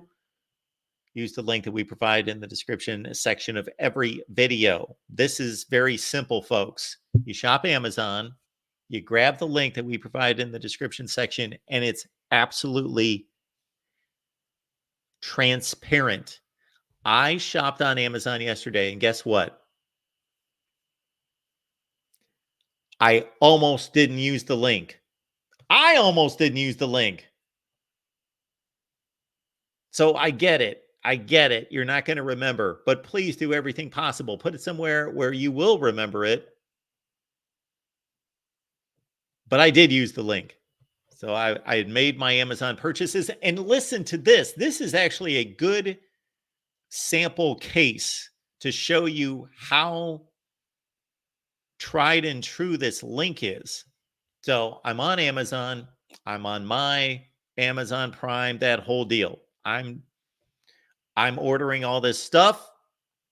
Some of it you will soon see here at the Voice of College Football. I'm ordering certain items, and I'm just about to check out. And then I thought, Amazon link.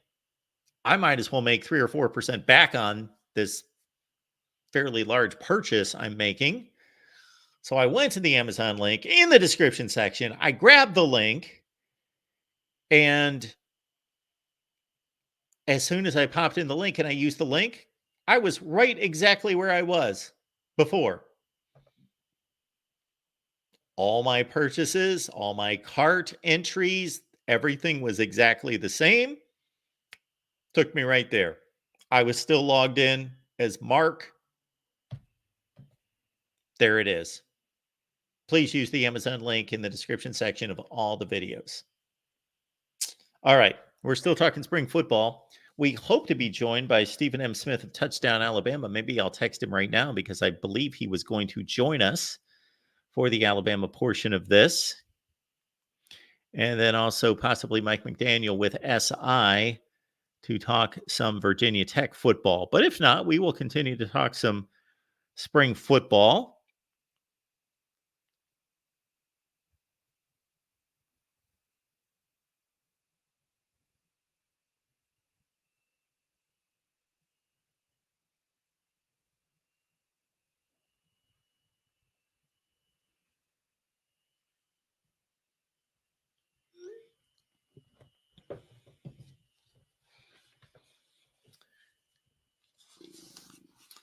Let's talk some more spring football. We talked about Penn State. We talked about Purdue. LSU, they played a spring game that ended 34-all. Now, in that case, you got to do something, right? You've got how many people? 25, 30, 40,000 people in Death Valley watching this? Do something. Have a kickoff, meaning a kick off, field goal, walk off. Do something. Set up overtime rules from the 2-yard line. Do something. It's 34-all, Brian Kelly. I'm disappointed. Garrett Nussmeier was pretty brilliant today against what was a horrific secondary last year. So this doesn't bode well necessarily. 7 for 7 for $186. That's pretty explosive and efficient. 2 touchdowns for Garrett Nussmeier. The backup quarterback battle between the redshirt freshman Ricky Collins, and speaking of Purdue football, as we were a few minutes ago, Ricky Collins was a Purdue commit who flipped to LSU. Big disappointment for the Purdue football program. and junior A.J. Swan, who we were talking Vandy football a few minutes ago. A.J. Swan, the incoming transfer from Vandy to LSU. I don't know why he made that move. 2 touchdowns from Garrett Nussmeier to his 2 favorite targets, replacing, of course, 2 of the great wide receivers in college football the last few years would be Malik Neighbors and Brian Thomas moving on to the NFL. Kyron Lacey, Xavier Thomas. Get used to those names at LSU. Caleb Jackson had a big day for LSU, or a decent day, 14 carries, 59 yards, and a touchdown.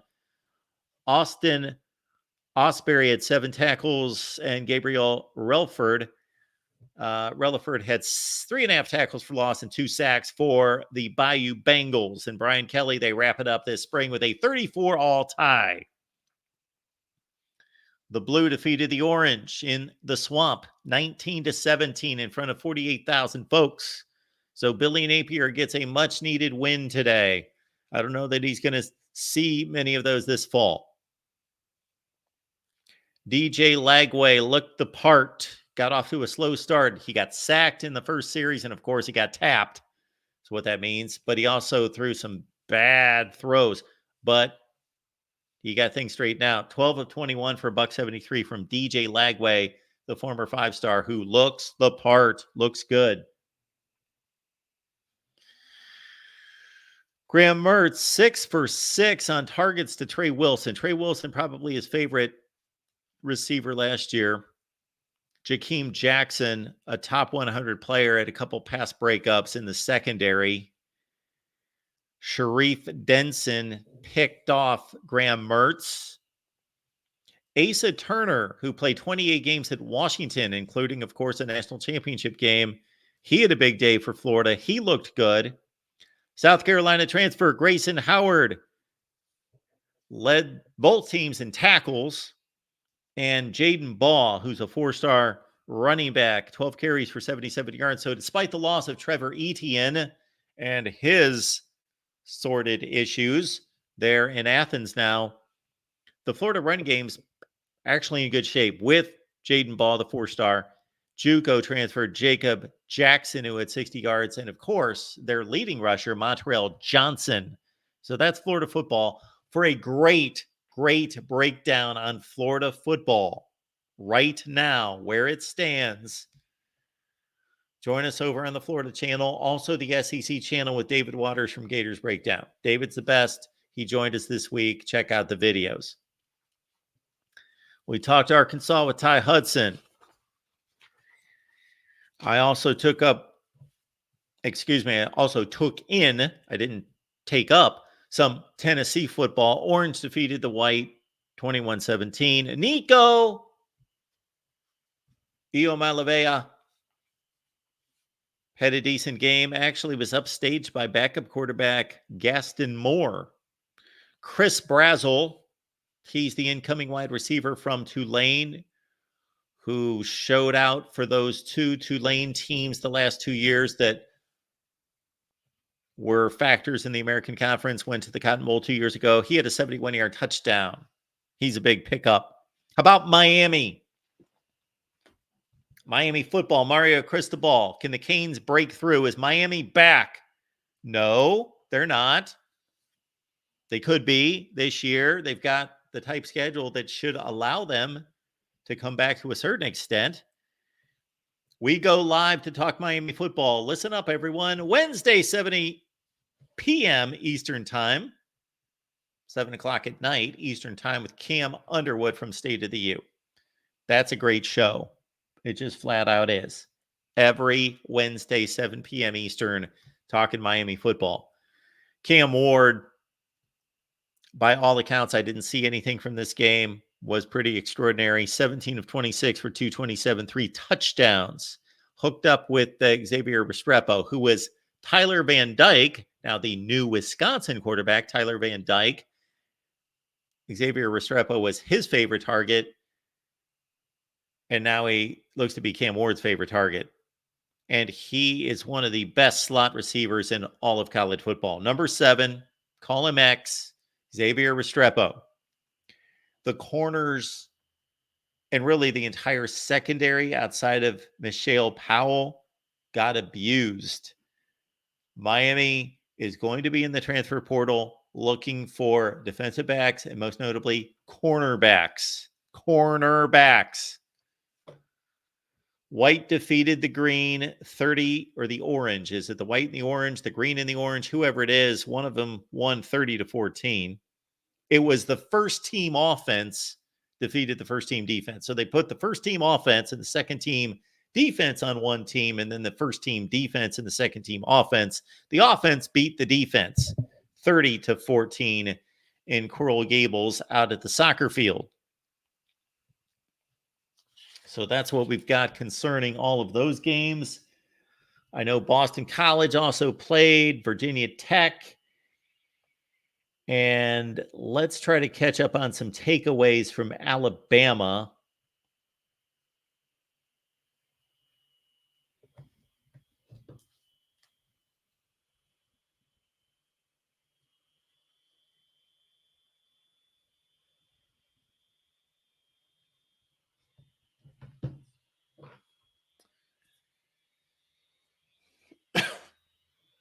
This coming from Nick Alvarez of AL.com.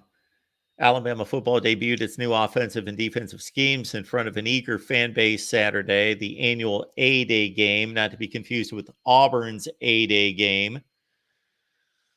Brought a game-like atmosphere around Bryant-Denny Stadium as supporters welcomed new coach Kalen DeBoer and returning stars like Jalen Milroe and Malachi Moore.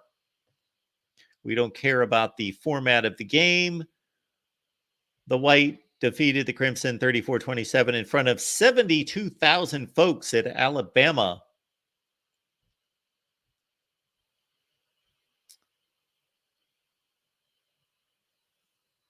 Last year, a starter had not been named between Jalen Milroe, Ty Simpson, and Tyler Buckner at quarterback going into the spring game, and Milroe entered this year as the incumbent.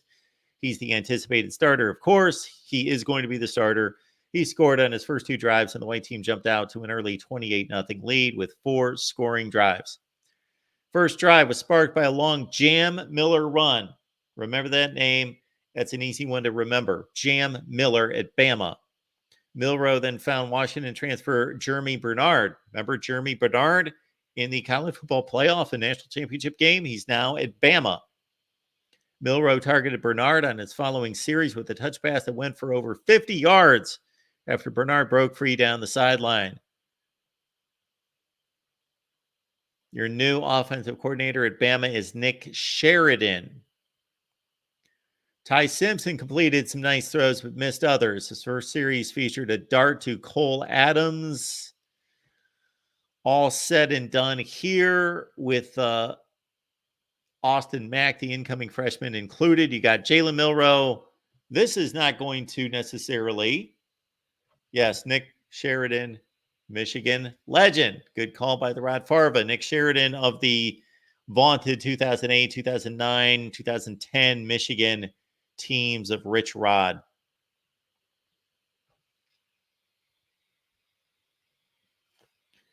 Jalen Milroe was 3 for 9 for 100 yards. Ty Simpson, 7 of 12 for 102. Dylan Lonergan, 8 for 12 for 67. Austin Mack, the incoming freshman, 6 for 9 for 33.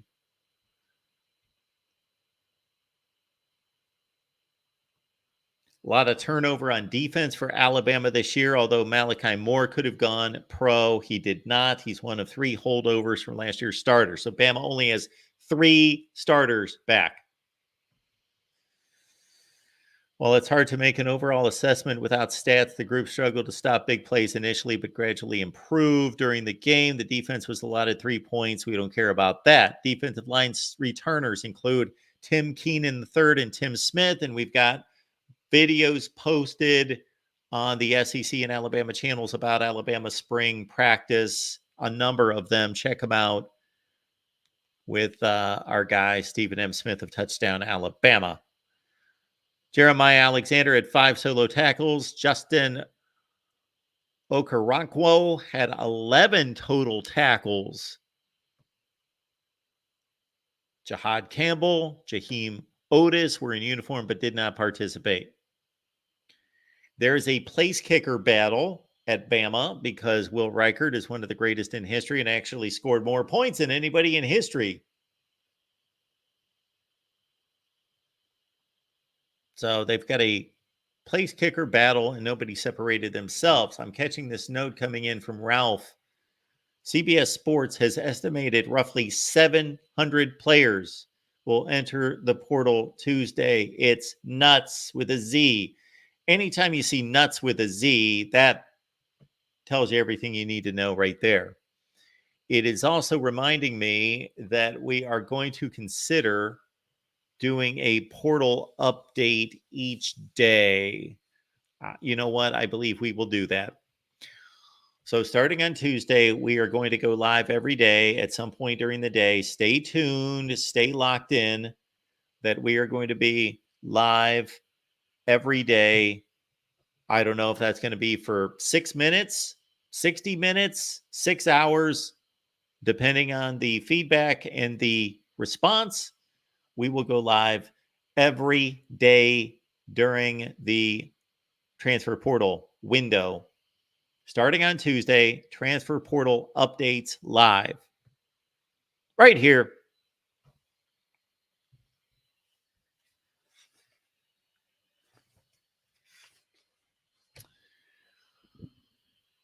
All right. We have done yeoman's work tonight. We appreciate you all stopping by here at the Voice of College Football. Again, the Amazon link's in the description section of all the videos. Please use the Amazon link.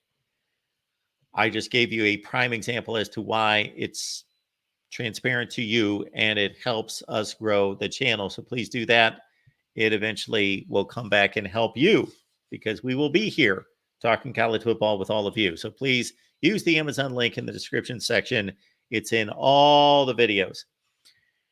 And once again, we've got 2 big events starting on Monday. One is our Texas channel relaunch.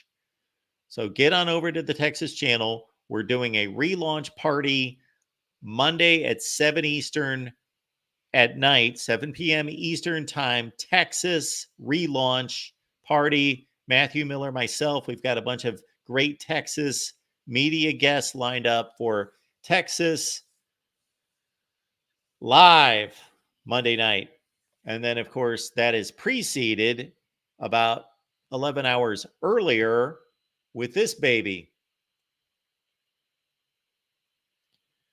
which is Wake Up College Football, starting on Monday at 8 in the morning, 8 a.m. Eastern time, 5 on the West Coast, bright and early for all of you. So please join us for that.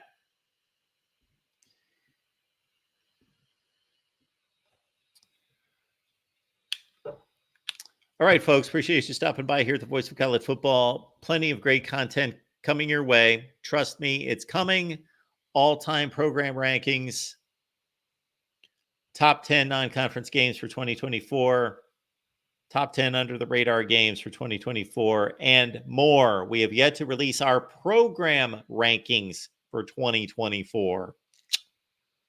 And that's not a top 25. That's not a top 10, a top 25. That's a 1 through 133, and I believe it's now 135 program ranking list. All right, folks, appreciate you being here. Hit the like button on your way out, and we will see you soon right here at the Voice of College Football.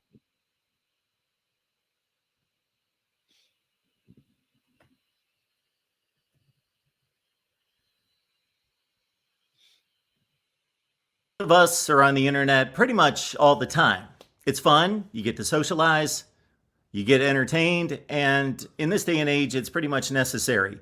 And even if you're one of those people that's not on the internet all the time, you know what is? Your personal information.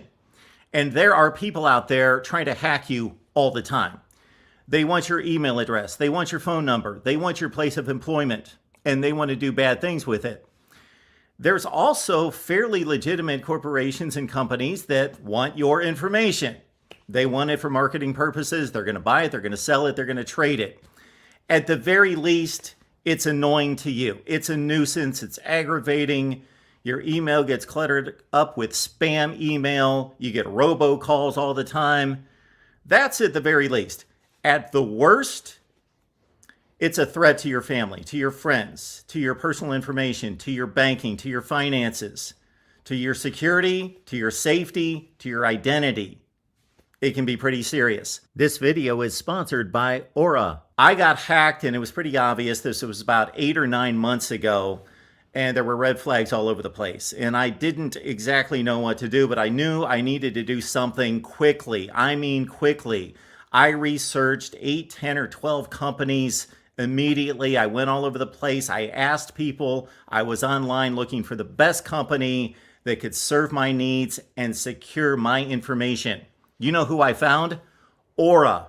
And I'm glad I did. It was amazing. I contacted them. They got right back to me immediately. Their customer support is phenomenal. Their customer service is first-rate, friendly. They are detailed. They know what they're doing, and they do it right, and they will protect you. In addition to everything I just mentioned, they've got a password-keeping service. They keep your credit score. They notify you anytime there's a possible data breach. This has happened to me a number of times. I'm getting notifications all the time when there's a possible compromise to my credit score or anything that I don't want. They've got a VPN that will allow you to browse the internet anonymously. It's amazing. And again, customer service support available 24/7. Click the link in the description section below and get 2 free weeks of Aura. Protect your finances, protect your information, protect your privacy, protect your identity. I did, and I'm glad I did. Aura, thank you so much for what you've done for me, and now for my Voice of College Football community.